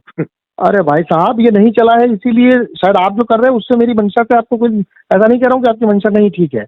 आपका अंडरस्टैंडिंग में अगर एनर्जी आती है कि भाई एनर्जी का जो सिद्धांत है, सुनिए सर यहाँ हाँ उसको रिलेट ना करिए सर, यहाँ पे सारे एडवाइस के तौर पर वो कोई सर कोई रिजल्ट पाने के लिए किए जाते हैं। एक मिनट जी, एक मिनट। जब आप पूरी एनर्जी सिस्टम को ठीक से देखेंगे तो आपको पता ही है कि एनर्जी ना घटती है ना बढ़ती है, केवल ट्रांसफॉर्म होती है। वहाँ तो इंटरेस्ट वाला सिस्टम नहीं है। यूनिवर्स की बात कर रहा हूँ। अरे भाई साहब, पूरी यूनिवर्स की मैं भी बात कर रहा हूँ। हाँ, अब सुन लीजिए। पूरी यूनिवर्स की भी मैं ही बात कर रहा हूँ। तो मतलब कि पूरी यूनिवर्सल प्रणाली के अंदर क्या कोई ऐसा सिस्टम है जो आपकी नैतिकता के ऊपर या आपके नियम पे टिका हो? आपके मतलब किसी व्यक्ति ने बनाए हुए नियम पर? नहीं, ना हमारे वो नियमों पे टिका है, ना हमारी नैतिकता पे टिका है, और ना हमारी कोई भी चीज पे टिका है। जितने भी डिस्कशन आप लोगों से करते हैं उसमें अल्टीमेटली आदमी जो फंसता है, सामने वाला, वो कहाँ फंसता है? या तो वो किसी नियम की बात करेगा या तो वो किसी नैतिकता की बात करेगा। तो उससे क्या है? अब भाई अगर वो कोई ऐसी बात करेगा, मैं बताता हूँ गलत है, मैं बताता हूँ क्या फर्क पड़ता है, मैं बताता हूँ। सही बात करेगा, नहीं फंसेगा। मैं बता रहा हूँ कि क्या प्रॉब्लम आएगा। प्रॉब्लम ये आएगा जब आप नैतिकता के ऊपर अपने सिस्टम को चलाना चाहेंगे तो आप नैतिक हो सकते हो, उससे कोई समस्या नहीं है। बट उस सिस्टम को अरे सुन तो लीजिए, आप सुनिए तो सही। आप उसको एग्री ना करें। अरे सर, आप एग्री ना करें, मुझे कोई दिक्कत नहीं। आप एग्री ना करें, मुझे समस्या नहीं है। अरे सर, समझ तो ली ना ये बात आपकी। मैं तो कह ही नहीं रहा हूँ कि नैतिकता पे कोई सिस्टम चलाना चाहिए, क्योंकि सभी लोग नैतिक नहीं हो सकते। तो अब सुनिए, अगर नैतिकता के ऊपर नहीं चलाना है तो एक इमीडिएट रिस्पॉन्स ये आएगा कि हमको नियम पे चलाना है। सीधी सी बात है। ओके, अब ये जो नियम पे चलाने में जो नियम आप बनाएंगे, यदि वो कंसेंसस से लिया गया हो कि भाई हम 100 लोग हैं और हम 100 लोग में से मेजोरिटी इस नियम को मानते हैं, बिल्कुल, तो उसमें जो माइनॉरिटी है उसका शोषण तभी के तभी नहीं हो गया? नहीं होगा। उनको उनके हिसाब से दे देंगे, भाई आप अपने हिसाब से चलाओ। अरे एक मिनट, ये दे देंगे, वहीं से तो जमींदारी शुरू होती है। कौन है आप दे देंगे का मतलब है कि जितने लोग हैं संख्या में, उसमें से जितने लोग बोलते हैं कि हम नहीं रहेंगे, उनको जितना उनके हिसाब से पड़ता होगा, तो इसमें कहाँ? सर, इसको कंसेंसस नहीं कहते, इसको थोपा जाना कहते हैं। यही थोपना है। थोपा जाना कैसे हो गया भाई? अरे साहब, मैं आपको ये कह रहा हूँ कि आप जब सुनिए, मैं बता रहा हूँ ये कैसे थोपा। अरे सुनो, मैं बता रहा हूँ। अरे सर सुनो ना, जैसे मैं और आप दो भाई हैं, मान लिया, दो ही रहते हैं इस धरती पे, ठीक है? और एक साथ हम रहने को कोई एग्री नहीं हो पा रहे हैं कोई भी कारण से। तो अब इसके अलावा दूसरा विकल्प यही है कि अपने अपने हिसाब से रहेंगे, या तो एक दूसरे को अपने हिसाब से रखेंगे। यही दो विकल्प और बचे ना। या तो आप मुझे अपने हिसाब से रख लेंगे, या मैं आपको अपने हिसाब से रखने पे मजबूर कर दूं, और या हम ये तय कर लेंगे भाई आप अपने हिसाब से जियो, मैं अपने हिसाब से जीऊं। ओके, तो इसमें अगर हम एग्री हो जाते हैं कि भाई आप अपने हिसाब से जियो, मैं अपने हिसाब से जीऊं, आधी धरती तुम्हारी आधी मेरी, इसमें क्या थोपना थुपाना है एक दूसरे पे? पर आधी आपने जो की वो आधी हम दोनों ने मिलके की ना भाई। मैंने थोड़ी की, दोनों ने सहमति जताई। सुनिए, तो मतलब कि इसमें आपने पहले कंसेंसस बनाया कि भाई जो हमने बंटवारे किए, उस बंटवारे से दोनों पार्टी राजी है। हाँ भाई, ओके, सुनिए लोग हैं, इतनी इतना एक के आती है।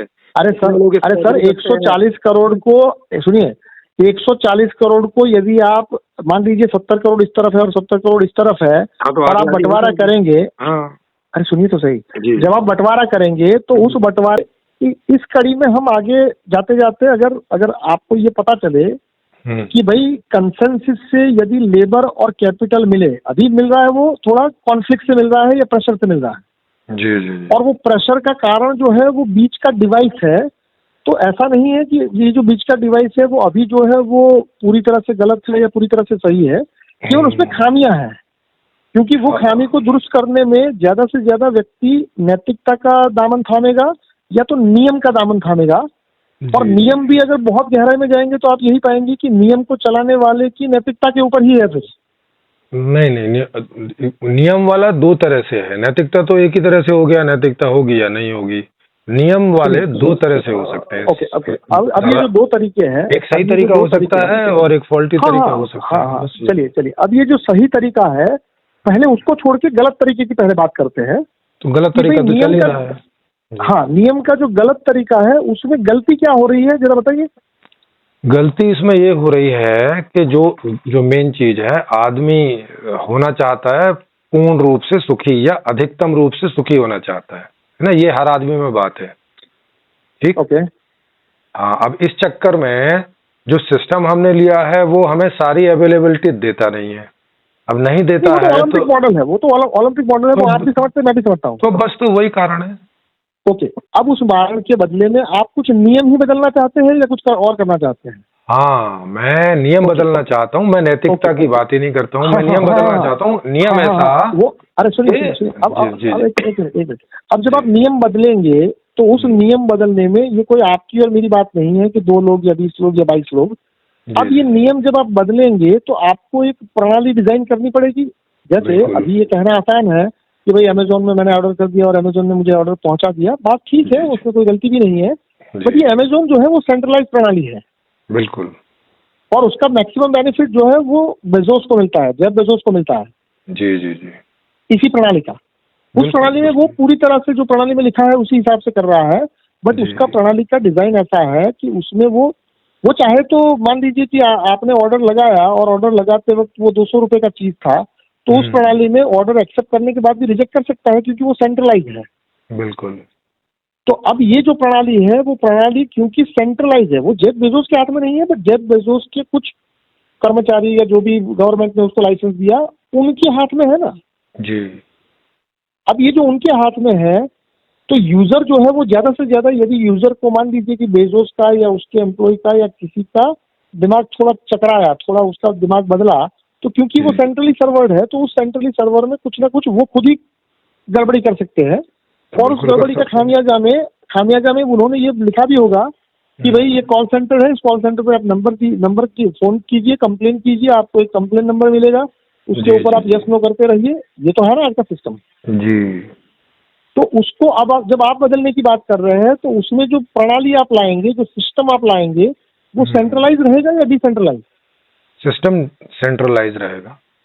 ओके, अगर ये सिस्टम सेंट्रलाइज रहेगा तो पहले तो उस सेंट्रलाइज सिस्टम के लिए कंसेंसस बनेगा। बिल्कुल।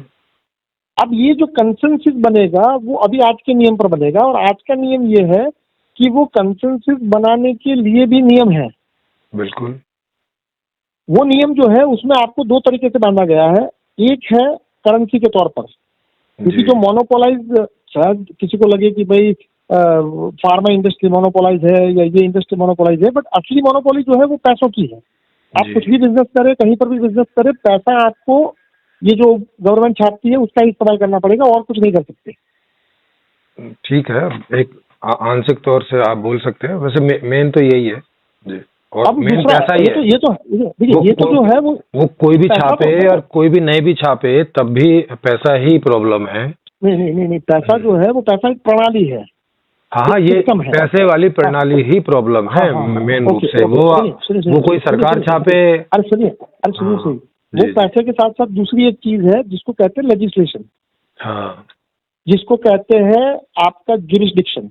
नहीं, तो मुझे उससे समस्या नहीं है ना। वो तो आप समस्या से देख रहे हो। मैं आपको बता रहा हूँ कि कैसे आपको शायद धीरे धीरे पता चले। देखिए, जब भी कोई मामला बनता है तो उसमें सबसे पहला जो क्वेश्चन आता है वो जुरिस्डिक्शन का आता है। चलो, मैं अब आपसे क्वेश्चन नहीं पूछूंगा, आप क्वेश्चन का ही आंसर कीजिएगा। जी। सुनने के बाद आप जितना चाहें सुनने के बाद ही करूंगा जी। बिल्कुल। हाँ, तो उसका एडवांस में नोटिस कर दे रहे हैं, दीजिए, कोई दिक्कत नहीं है। एडवांस ही दे रहा हूँ अब मैं आपसे केवल क्वेश्चन नहीं पूछूंगा, मैं कुछ एक्सप्लेन नहीं करूंगा। हमने और आपने कोई एक दूसरे के सामने कोई, कम से कम मैंने तो कोई ऐसा नहीं किया है कि भाई आपके सामने मुझे ये नहीं कहना है या वो नहीं कहना है। मैं अपने हिसाब से कह रहा हूँ, आप अपने हिसाब से कह रहे हैं, और आपको भी ऐसा नहीं है कि आपको कहीं से ये कह दूं कि नहीं मुझे आपकी बात नहीं सुननी है। वो नहीं, ऐसा नहीं है। देखिए, अब ऐसा है कि 2 तरीके से जो जमींदारी और ठेकेदारी है वो चलती है।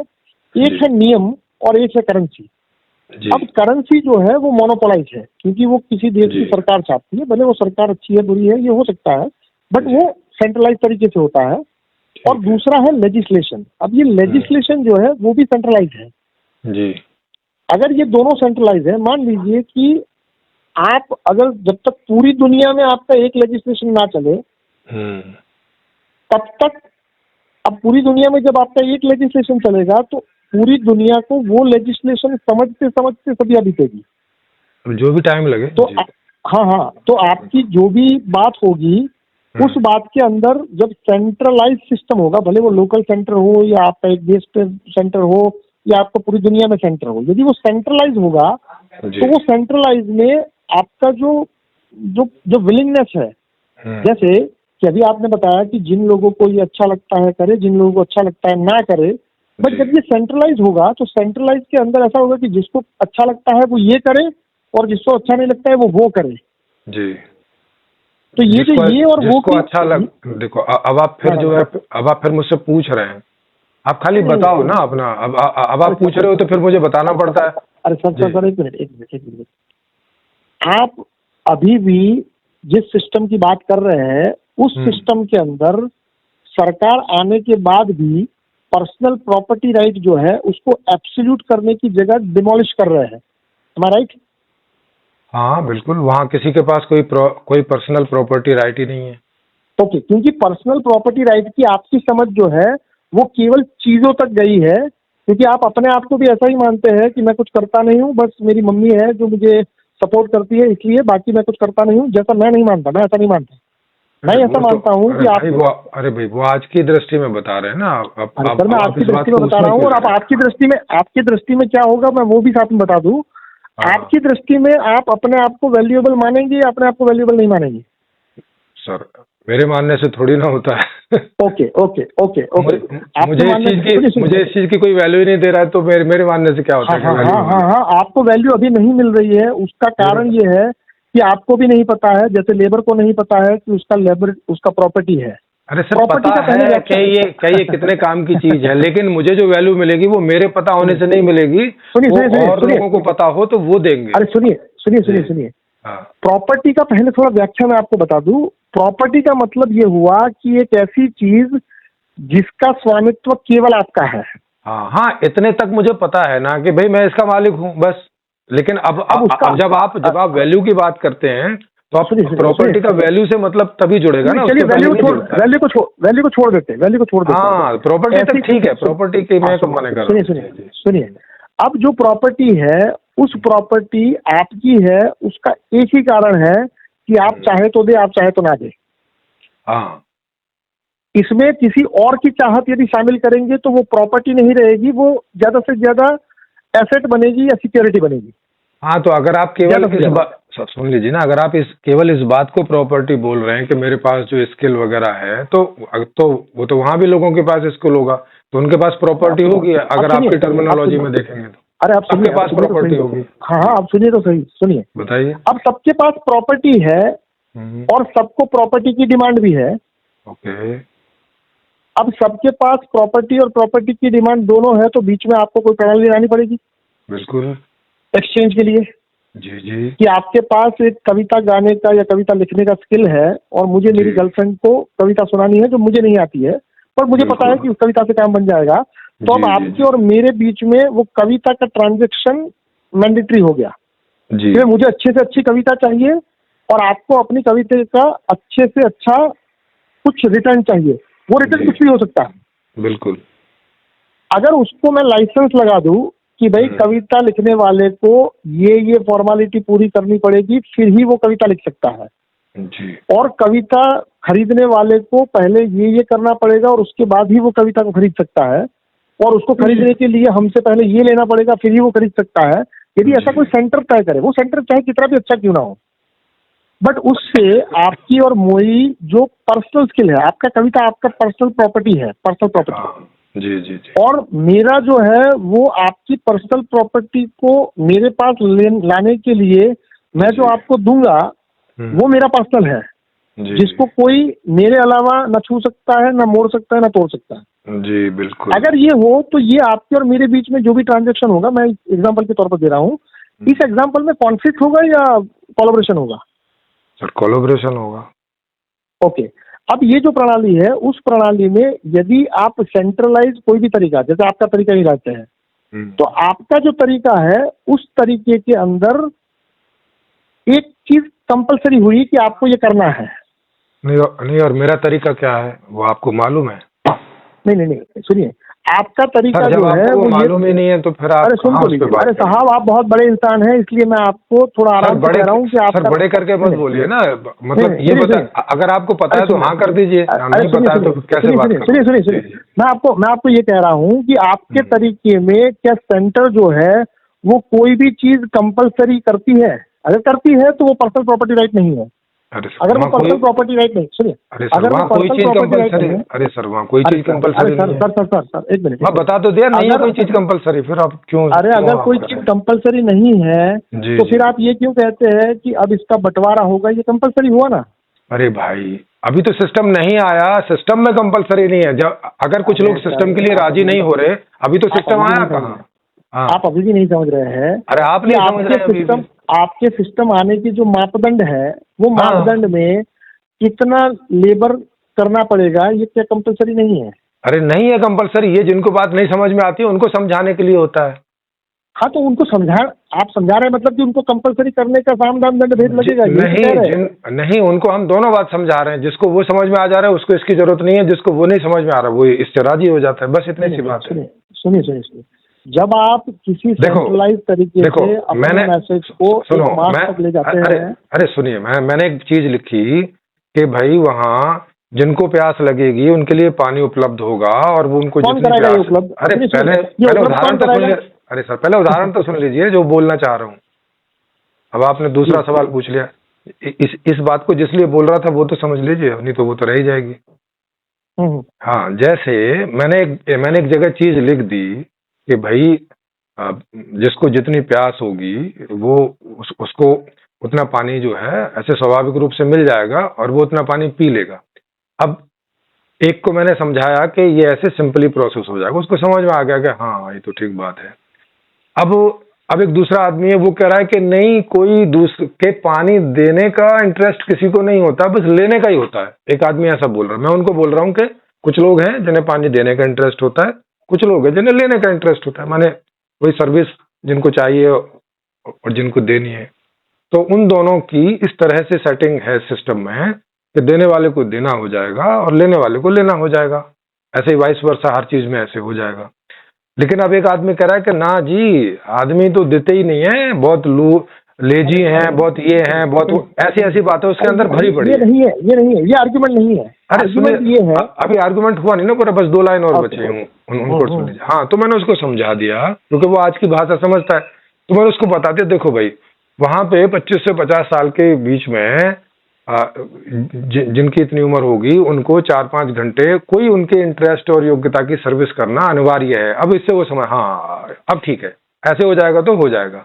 अब उसके ऐसी समझ में आ गया बस, जबकि उसको दोनों आंसर ही दे रखे हैं। पहले वाला आंसर राइट है, दूसरा आंसर उसके समझ के लिए है कि अब वो नहीं समझ रहा था, ये समझ ले, बस इतनी सी बात है।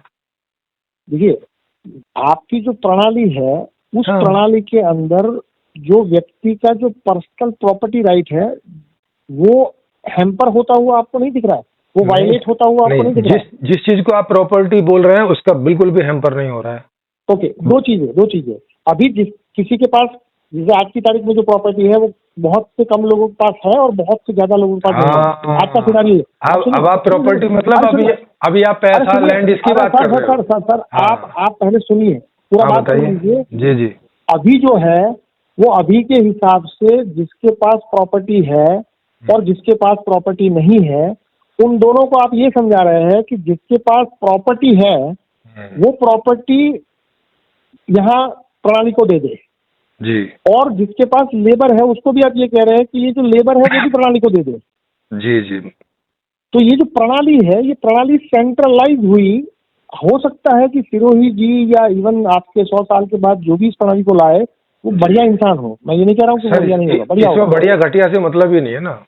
अरे सर मैं ये कह रहा हूँ नैतिक मॉडल है सर। नैतिक को बाहर निकाल दीजिए। मैंने बोला नैतिकता की जरूरत है, नैतिक तो मैं कैसे, अरे सर आपने पढ़ा, अरे सर कहाँ से नैतिक है बताइए। मैं बताता हूँ क्या नैतिकता है, मैं बताता हूँ बताइए कि भाई आप पूंजीपति को ये कह रहे हैं जो मतलब किसी चीज का प्रॉपर्टी ऑलरेडी उसके पास है उसको ये कह रहे हैं कि तेरा पूरा प्रॉपर्टी जो है वो नेशनलाइज हो जाए।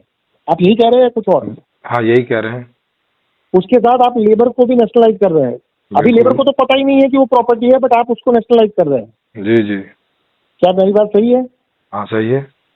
ओके, जब आप दोनों को नेशनलाइज करेंगे तो ये इसका स्वामित्व जो है वो इस प्रणाली के हाथ में आया या कहीं और आया? इस प्रणाली के हाथ में आएगा, ठीक बात है। ओके, अगर ये प्रणाली के हाथ में ये स्वामित्व आया जो कि सेंट्रली मैनेज है, सेंट्रली मैनेज मतलब जमींदार ठेकेदार। अरे सर फिर वही बात है, अभी यहाँ ये गलत बात है। और अभी आगे का सवाल आपने पूछा नहीं। अरे सुनिए सर, एक सवाल नहीं पूछा ना, इसलिए आपको ये इसका आंसर गलत हो जाएगा। तो सही। अरे सुनिए, आप इसको मानिए मत। अभी ये और पूछिए कि उस सिस्टम का स्वामित्व किसके पास है, वो तो आप पूछ ही नहीं रहे ना। मेन सवाल आप सुनिए। अरे वो सिस्टम जो है वो सेंट्रलाइज है। जैसे अभी इलेक्शन में तो यही होता है कि हाँ लोगों को इलेक्ट करना है। अरे बट लोगों को इलेक्ट करना है। सर उसका सवाल पूछ लीजिए ना, पूछेंगे तो आंसर तो मैं कर दूंगा ना फिर। अरे भाई साहब, जब ये पूछना क्यों नहीं चाह रहे हैं? अरे सर आप जब ये खुद ही सर जैसे आपने बताया कि उस सिस्टम का स्वामित्व किसके पास होगा, ये पूछ लिया, तो अब जो वहां पे इस पे काम कर रहे होंगे उनका स्वामित्व किसके पास होगा वो भी तो पूछ लीजिए ना, क्योंकि वो भी है इसमें एक कड़ी। आज नहीं है वो कड़ी। ओपिनियन को स्वामित्व मान रहे हैं। देखिए, ओपिनियन कोई स्वामित्व नहीं है। सुनिए, personal property right is not an opinion. अरे सर, अभी ओपिनियन के ऊपर है। सुनिए, नहीं मैं नहीं मान रहा हूँ ओपिनियन को। अरे सुरेश जी आप मान रहे होंगे, मैं नहीं मान रहा हूँ। हाँ, मैं आपको मनवा नहीं रहा हूँ, आपको बता रहा हूँ केवल। आप मत मानिए, कोई दिक्कत नहीं। तो मैं तो मान ही नहीं रहा ना उसको, तो फिर ये तो आप मैं आपको बताऊँ या मैं आपको बताऊँ भी नहीं? अगर ना चाहते हो तो मैं बताऊँ भी नहीं। नहीं तो मैं डिनाई तो कर रहा हूँ ना कि वो आपका गलत है। मैं ओपिनियन को स्वामित्व तो नहीं मान रहा। बट मैंने बताया ही नहीं है और आपने गलत। अरे सर, आपने बोला कि मैं ओपिनियन को स्वामित्व मान रहा हूँ। मैं बताऊँ या ना बताऊँ?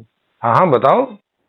देखिए, आपका सिस्टम जो है उस सिस्टम के अंदर व्यक्ति के पास ये हक है कि वो अपने को मिला हुआ प्रोडक्ट एंड सर्विस का क्वालिटी कंट्रोल अपने पास रखे। और वो खुद भी किसी को क्वालिटी कंट्रोल के लिए वो खुद भी तो जा रहा है 5 घंटे, वो भी तो कहीं जा रहा है। बिल्कुल। अब ये क्वालिटी कंट्रोल उसके हाथ में है जी। और उस क्वालिटी कंट्रोल में कभी वो सर्विस प्रदान करता है और कभी वो सर्विस लेता है जी। दोनों चीज करता है। ऐसा नहीं है कि केवल ले रहा है या केवल दे रहा है, दोनों कर रहा है। हाँ, अब जब वो दोनों कर रहा है और दोनों जो है वो इस प्रणाली के तहत कंट्रोल होती है जो कि सेंट्रलाइज है जी, तो इसके कारण ये प्रणाली जो है उसने पहले ही दिन क्या किया, पहले ही दिन उसने जिसके पास प्रॉपर्टी था उसका प्रॉपर्टी राइट ले लिया और जिसके पास लेबर था उसका लेबर ले लिया।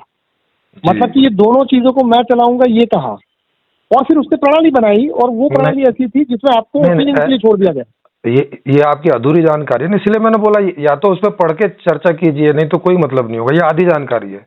देखिए, अगर ऐसा है कि आप इसको दुरुस्त करना चाहते हैं, मुझे पढ़ने का इंटरेस्ट अभी सर मुझे पूरी किताब ही आपको पढ़ानी पड़ेगी ना। मैं तो दुरुस्त करना चाहता हूँ लेकिन 15 घंटे मुझे ही आपको कॉल पे किताब सुनानी पड़ेगी, इतनी सी बात है बस। नहीं, आपने अभी जो मुद्दा मेरा सुना उसको यदि आपके पास कुछ है कहने तो पूरी किताब आपकी, आई एम सॉरी, नहीं पढ़ूंगा।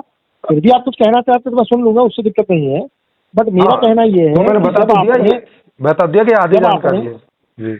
अच्छा, चलिए फिर आधी जानकारी मेरी यहाँ तक ही रहेगी। और इसके ऊपर यदि आपको कभी लगता है कि आप कुछ फोन के ऊपर मुझे बता पाए कि स्वामित्व जो है वो जब आप वही बात है, आप इस पर मैंने तो आपको कितनी बार आमंत्रित किया है कि अगर ये चर्चा अभी ऑनलाइन हो रही होती तो और भी बहुत सारे लोगों को फायदा होता। नहीं, ऑनलाइन भी होगी, उसकी चिंता ना करें। मैं चाहूंगा कि लंबी चर्चाएं करने के लिए उस पर आए। हाँ, मैं आपको ये कह रहा हूँ कि ये जो प्रणाली है, ये प्रणाली में पहले ही दिन क्या किया, जिस दिन ये प्रणाली लागू हुई उस दिन क्या हुआ, क्या होगा, मैं ये बात कर रहा हूँ।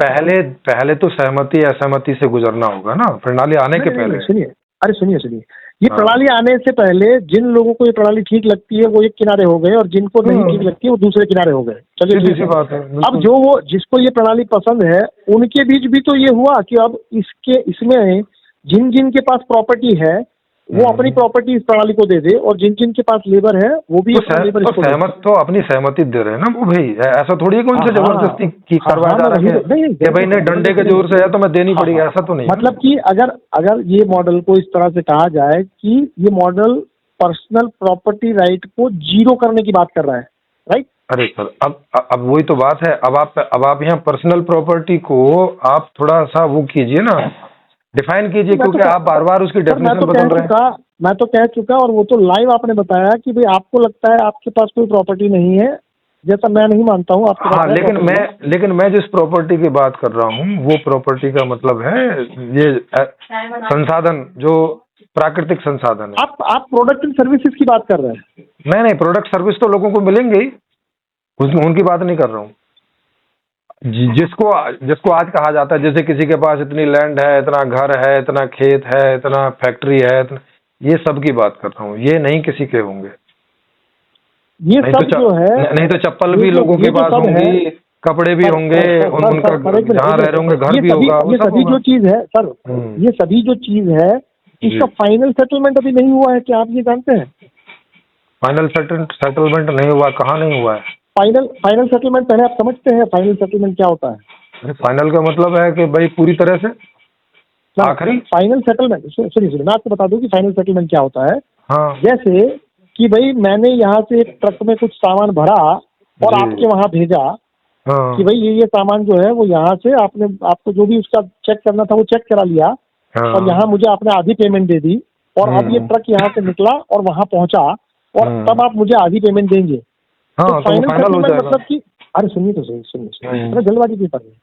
देखिए, फाइनल सेटलमेंट मतलब ये हुआ कि अब जो मुझे पेमेंट मिली और जब आपको जो माल मिला उसके ऊपर अब हमको कोई ना आर्ग्यूमेंट करनी है ना कुछ भी करना है, हमारा फाइनल सेटलमेंट हो गया। आपने चेक कर लिया, मुझे पेमेंट मिल गई, आपका ट्रक वाले का जो भी मेहनताना था वो भी आपने दे दिया, मतलब ये फाइनल सेटल हो गया। अब इसके ऊपर हम और आप चाहे तो भी नहीं लड़ सकते। बिल्कुल बिल्कुल, ये फाइनल सेटलमेंट है जी। बट ऐसी कोई भी चीज है जैसा फाइनल सेटलमेंट आज की तारीख में है, आप लड़ तो किसी के साथ कभी भी कर सकते हैं आज की तारीख में। नहीं, वो तो भूल भुलैया के लिए है ना, कि भी सेटलमेंट जैसा तो हो गया, लेकिन कोई गलती रह गई, कुछ हो गया तो उसके लिए आदमी जाके अपील कर लेता है। अरे एक मिनट, अब जब आप इसको ऐसे उलझाएंगे कि नहीं फाइनल सेटलमेंट नहीं हुआ है, अभी इसमें एक संभावना है कि इसमें ये मुद्दा उठा के उस चीज के फाइनल सेटलमेंट को छोड़ के हम लड़ना शुरू कर दें। अगर मान लीजिए कि कोई चीज का फाइनल सेटलमेंट हो तो फिर लड़ाई खत्म होगी या कुछ और खत्म होगा? नहीं, और उसमें लड़ाई क्यों होगी? उसके लिए भी बात ही होगी, उसमें क्या है? अरे उसको आप लड़ाई क्यों बोल रहे हैं? सुनिए, मैं ये कह रहा हूँ कि फाइनल सेटलमेंट के बाद मैंने और आपने कोई हिसाब किताब किया और वो समय हो गया और बाद में ध्यान आया कि अरे वो तो कैलकुलेशन गलत हो गई, फिर मैंने आपको बताया, आपने भी चेक कर लिया, बोले हाँ ये तो गलत हो गई, तो फिर से ठीक कर लिया। कोर्ट में जो केस चलता है इसका मतलब क्या फाइनल सेटलमेंट नहीं हुआ है? आप समझिए बात। तो अगर वो आपस में केस नहीं सुलझाते तब कोर्ट में जाता है। ठीक बात। अरे सर समझिए चीज को समझिए।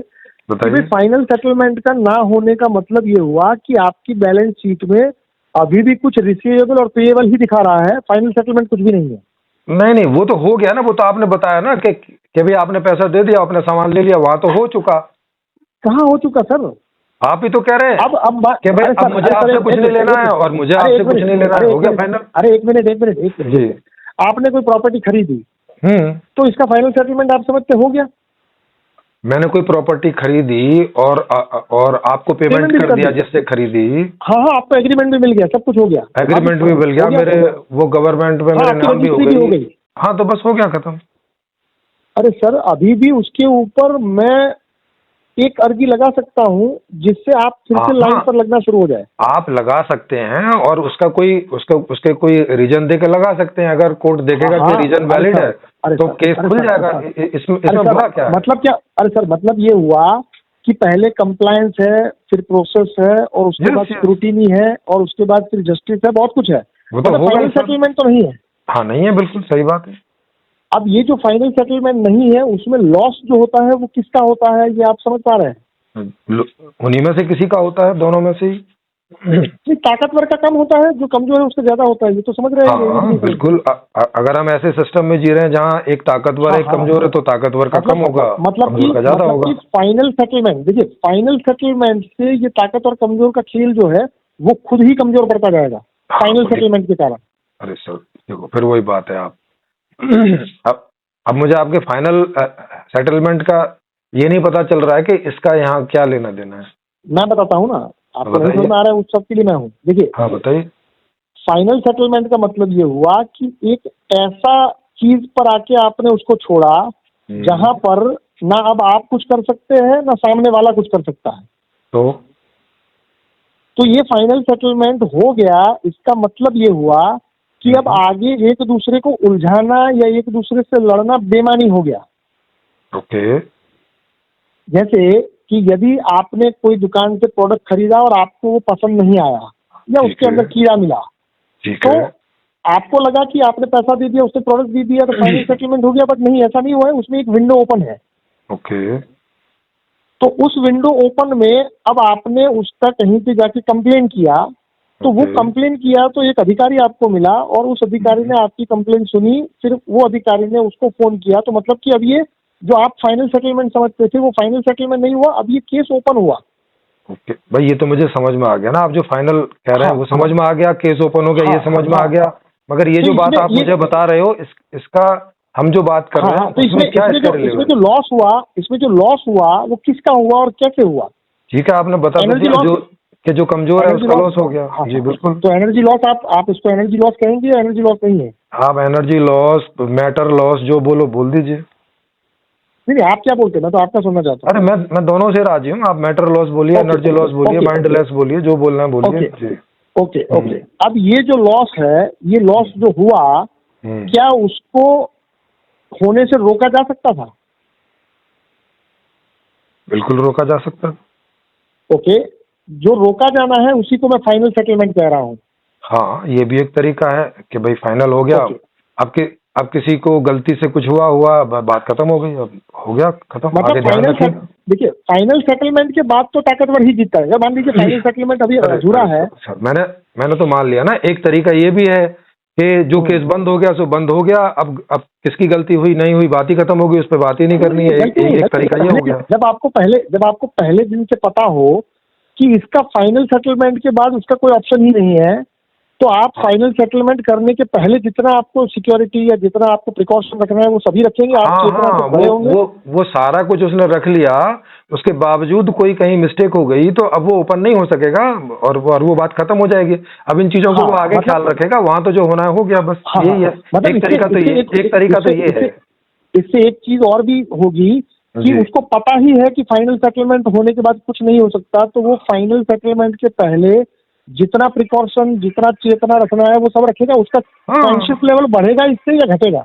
हाँ, बिल्कुल ज्यादा ध्यान देगा इस बात पे। सही बात है। हाँ, मतलब कि उसको पता है पहले तो इससे एनर्जी लॉस नहीं होगा, और दूसरा एनर्जी लॉस होने की जो संभावना अभी के सिस्टम में है या अभी जो है वो बच जाएगी, क्योंकि इसमें फाइनल सेटलमेंट पहले से तय है। ये सर, तो मैंने मान तो ली बात आपकी। एक ये तरीका है। एक ये तरीका है कि कभी ये लॉस टाइप की कोई चीज ही ना घटित हो, सिस्टम ऐसा हो कि वहाँ लॉस नाम की चीज ही ना हो। एक वो भी तरीका है। लॉस होने की संभावना ही कोई नहीं है। सुनिए, लॉस नाम की संभावना जब नहीं होगी और उसको सेंट्रलाइज तरीके से किया जाएगा तो वो सेंट्रलाइज तरीके से। अरे सर, अब ये तो चर्चा का विषय होगा ना कि आपका मानना है कि सेंट्रलाइज तरीका मतलब लॉस। नहीं, मेरा मानना नहीं है सर। सेंट्रलाइज तरीका मतलब किसका मानना है? तो आप किसकी बात बता रहे हो? अपनी बात नहीं बता रहे, किसी और की बात बता रहे हो? भाई साहब, जब सेंट्रलाइज तरीका आप कहते हैं तो इसका मतलब ये हुआ कुछ हाथों में कंट्रोल, जो कि जमींदारी हुई। अरे फिर वही बात है, ऐसा आपका मानना हुआ ना भाई। जी। हाँ, तो फिर मैं उससे डिनाई कर रहा हूँ। मैं कह रहा हूँ कि एक ऐसा सिस्टम भी हो सकता है, और जो मैंने बनाया वो वैसा ही है कि जिसमें वहाँ जमींदारी टाइप की कोई चीज नहीं है और न इस तरह का कोई कंट्रोल है। सेंट्रलाइज जरूर है लेकिन कंट्रोल नहीं है सेंटर के पास। अब वो व्यवस्था इस प्रकार की है। बिल्कुल। अच्छा, ओके। इसीलिए मैं कह रहा हूँ थोड़ा नया टाइप है। हाँ, थोड़ा नया टाइप जो है कि भाई आप उसको नैतिकता से फ्री कह रहे हैं। नैतिकता भी नहीं है वहाँ पे, ये भी पक्की बात है। हाँ, वहाँ नियम है पर नैतिकता नहीं है। नियम तो है, नियम भी नहीं है। नियम है, और नियम इस तरह के हैं जैसे कि वो एकदम लोगों के अकॉर्डिंग है, जैसे वो चाहते ही थे, ऐसे वाले नियम है।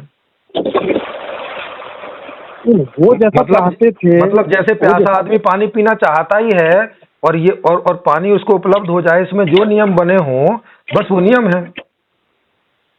कि वो पिलाने वाला पिलाना ही चाहता था और पीने वाला पीना ही चाहता था। अब बस इतने से नियम है कि पीने वाले को पता हो कि पिलाने वाला कौन है और पिलाने वाले को पता हो कि पीने वाले का कौन है उनको जो है क्या बोलते हैं एंटरटेन कर दिया उस सिस्टम ने, बस इतना सा नियम है। हाँ। तो मतलब कि आपके वहाँ कोई डिस्प्यूट रिजोल्यूशन जैसा नहीं है? वहां पे कभी कोई डिस्प्यूट ही नहीं होगा तो रिजोल्यूशन करने की जरूरत ही नहीं है, इसलिए तो बता रहा हूँ। ये होगा नहीं, ये तो अभी तो आपके मन में हुआ ना कि सेंट्रलाइज ऐसा तरीका है जिसमें ये डिस्प्यूट जो है मेरे ही मन में है, इसीलिए मैंने बोला कि जो लोग इस पे चर्चा करना चाहते हैं वो अगर स्टडी कर लेंगे तो फिर वो भी अपनी बात बोलेंगे, लेकिन उस बेस पे बोलेंगे। अभी जब उसकी इन्फॉर्मेशन आपको नहीं है कंप्लीट पूरी कि देखो नहीं सुनिए, ये तो आप खुद मुझे बता रहे हैं, एक भी चीज मिस होगी उसमें से तो आप उसकी पूरी पिक्चर नहीं बना पाओगे। अरे सुनिए, आप खुद ही बता रहे हैं कि ये सेंट्रलाइज है। सेंट्रलाइज होने से क्या इतना तो आप समझ रहे हैं ना कि सेंट्रलाइज मतलब कि कुछ हाथों में एक्सेस, अगर कुछ हाथों में एक्सेस है अरे सर काम का एक्सेस है ना। अब जैसे जिसको पानी देने का काम है तो पानी देने का काम उसके पास है तो पानी तो वही देगा ना। आपकी जो पूरी प्रणाली है उस प्रणाली को सेंट्रलाइज तो आप ही कह रहे हैं कि सेंट्रलाइज है, और सेंट्रलाइज का मतलब कह रहा हूँ कि सेंट्रलाइज है। हाँ, तो सेंट्रलाइज का मतलब कुछ हाथों में कंट्रोल ये होता है या कुछ और होता है सेंट्रलाइज का मतलब? सर इसीलिए बता रहा हूँ ना कि ये मतलब नहीं होता ना वहाँ सेंट्रलाइज से। ये नहीं होता, सुनिए हाँ ये नहीं होता। तो क्या होता है ये नहीं होता, तो मतलब कि सेंट्रलाइज तरीका जो है उसमें कुछ हाथों में कंट्रोल नहीं है, तो फिर उसको सेंट्रलाइज रखने की क्या जरूरत है यदि ऐसा है? अरे सर सिस्टम सेंट्रलाइज है लेकिन उसके एक कदम और है, वो आप जा नहीं रहे, सेंट्रलाइज पर जा रहे हैं। भाई साहब देखिए, आप ये कह रहे हैं कि सिस्टम सेंट्रलाइज है, और सेंट्रलाइज का मतलब आप ये मान भी रहे हैं कि सेंट्रलाइज मतलब कुछ हाथों में एक्सेस। अरे सर मैं कह रहा हूँ उसके एक और कदम आगे वहाँ क्यों नहीं पूछ रहे आप कुछ हाथों में एक्सेस पे रुक क्यों जा रहे हो, ये मैं कह रहा हूँ। क्या मैं क्या नहीं पूछ रहा हूँ, मतलब आप चाहते हैं कि मैं कुछ पूछूं ऐसा? हाँ मैं कह रहा हूँ कि उसके आगे भी एक कदम और आगे है, उसके बारे में भी पूछो। अरे सर ये चाहना छोड़ के सीधा तो आपको बताना ही है तो आप पूछोगे नहीं, इसीलिए मैंने बोला बुक पढ़ लीजिए, क्योंकि आप पूछोगे नहीं और मैं बताऊंगा। मैं वही तो बात कर रहा हूँ कि अब आप उसका मार्केटिंग फिर क्यों चले हैं कि भाई आप पूछेंगे। अरे यार मैं नहीं पूछ रहा हूँ, फिर भी आप सर लोग पूछते हैं, उनको बता देते हैं, आप पूछ ही नहीं रहे तो आपको बताना भी नहीं हो रहा है, और आपको कह रहा हूँ पढ़ लो, चलो आप मत पूछो, पढ़ लो, तो पढ़ भी नहीं रहे। तो बात कर रहा हूँ मैं आपको सामने वही बात कर रहा हूँ कि भैया आपका जो सिस्टम है वो सिस्टम यदि सेंट्रलाइज है, और सेंट्रलाइज का मतलब ये सेंट्रलाइज से भी एक कदम आगे है, वो आप नहीं पूछ रहे इसलिए सेंट्रलाइज में अटक जा रहे हो। ओके, मतलब कि वो सेंट्रलाइज नहीं है, तो आप ये कह रहे हैं सेंट्रलाइज है लेकिन उसके भी एक कदम आगे और भी कुछ है जो मतलब कि आप सुनिए जो इस सेंट्रलाइज के उस अर्थ को खत्म कर देता है जो अर्थ आप लगा रहे हैं कि कुछ ही हाथों में। मतलब कि अब आपको ये कहना पड़ेगा कि ये सेंट्रलाइज भी नहीं है और डिसेंट्रलाइज भी नहीं है, क्या ये कह रहे हैं? इसीलिए हम वहां बोलते हैं कि ये सिस्टम एक तरह से सेंट्रलाइज है और एक तरह से टोटली डिसेंट्रलाइज है, दोनों का मिक्सचर है। जब दोनों का मिक्सचर हुआ तो इसी को तो नैतिकता कहते हैं कि भाई ये सही भी है और ये गलत भी है, यही तो नैतिकता है। अरे सर ना वो सही है और ना वो गलत है, टोटली सही है। अरे सर अगर वो सही जिसको आप सही और गलत कर रहे हैं वो जरूर नैतिकता होती है। सुनिए अगर वो ऐसा है तो फिर वो सेंट्रलाइज या डिसेंट्रलाइज है या ये दोनों में से कुछ भी नहीं है? दोनों हैं। उसके जो है क्या बोलते हैं, दोनों गुण हैं उसके, क्वालिटी दोनों है। अच्छा पहले हम उसकी सेंट्रलाइज है, जैसे जो वर्किंग स्टाइल है। हाँ जो भी मायना है आपका, मतलब आप ये कह रहे हैं कि उसमें दोनों फीचर्स है, सेंट्रलाइज के फीचर्स भी है और डिसेंट्रलाइज के भी है। जी। ओके, अब ये जो दोनों फीचर है उस दोनों फीचर में क्या व्यक्ति पर छोड़ा गया है कि किस टाइम पर कौन सा फीचर काम आएगा, या वो तो सिस्टम ही तय करता है? लोगों की नीड के ऊपर में कि कौन सी चीज सेंट्रलाइज वाले फीचर से पूरी होती है, कौन सी चीज डिसेंट्रलाइज वाले सिस्टम से पूरी होती है, कौन सी चीज इन दोनों की कॉम्बिनेशन से होती है, उस तरह से पूरा सिस्टम है। अच्छा, मतलब कि उसमें सेंट्रलाइज है या डिसेंट्रलाइज है, वो फिर उसका कोई पैमाना अभी तय नहीं है या उसका तय है? नहीं पूरा तय है, आप पढ़ोगे तो एकदम क्लियर है कि ये चीज सेंट्रलाइज है, ये चीज डिसेंट्रलाइज है। अच्छा, उसका एक आध चीज बताइए जो डिसेंट्रलाइज है। पावर, जैसे पावर बताया कि जो पूरी सत्ता के पूरे सिस्टम की पावर है वो पूरी तरह से डिसेंट्रलाइज है 100%। हाँ, इसको सुनिश्चित कैसे करेंगे जरा बताइए। आपको मैंने बताया तो था देखो वही आप टुकड़ों में पूछेंगे तो दूसरे टुकड़े जो रह जाएंगे उनकी वजह से आप इसकी तस्वीर नहीं बना पाओगे। सुनिए जब आप ऐसा करिए, यहाँ तो हम लोग, मैं इस बात को बता चुका हूँ, आपको पहले भी बता चुका हूँ, अभी भी बता चुका हूँ, अब या तो आप भूल गए हैं और या आप जोड़ नहीं पाए पिक्चर को। सर अब और मजा आएगा कि अब आपका जो दिन खाली हो, हाँ आप जो दिन खाली हो तब हम यहाँ से शुरू करेंगे। हाँ तो और जब इसका हम शुरू टॉपिक करेंगे, टाइटल भी आप बना, सुनिए सर, आपका सिस्टम ऐसा है जो सेंट्रलाइज और डिसेंट्रलाइज दोनों की कॉम्बिनेशन है, जो भी आप बात कर रहे हैं वहाँ से एक दिन तय कर लीजिए और उसका टाइटल भी आप बना लीजिए और मुझे केवल डेट पूछिएगा तो हम उसकी चर्चा करेंगे आगे। ठीक है, मैं इसका टाइटल बनवा दूंगा और 1 घंटा मैं वहाँ उसके ऊपर बोलूंगा, फिर आप सवाल पूछिएगा। नो प्रॉब्लम, है ना। मैं उसके बारे में जो एक ओवरव्यू है 1 घंटे में वो आपको दे दूंगा। मुझसे केवल हाँ मैं आपसे समय ही मांग लूंगा। जी जी। बाकी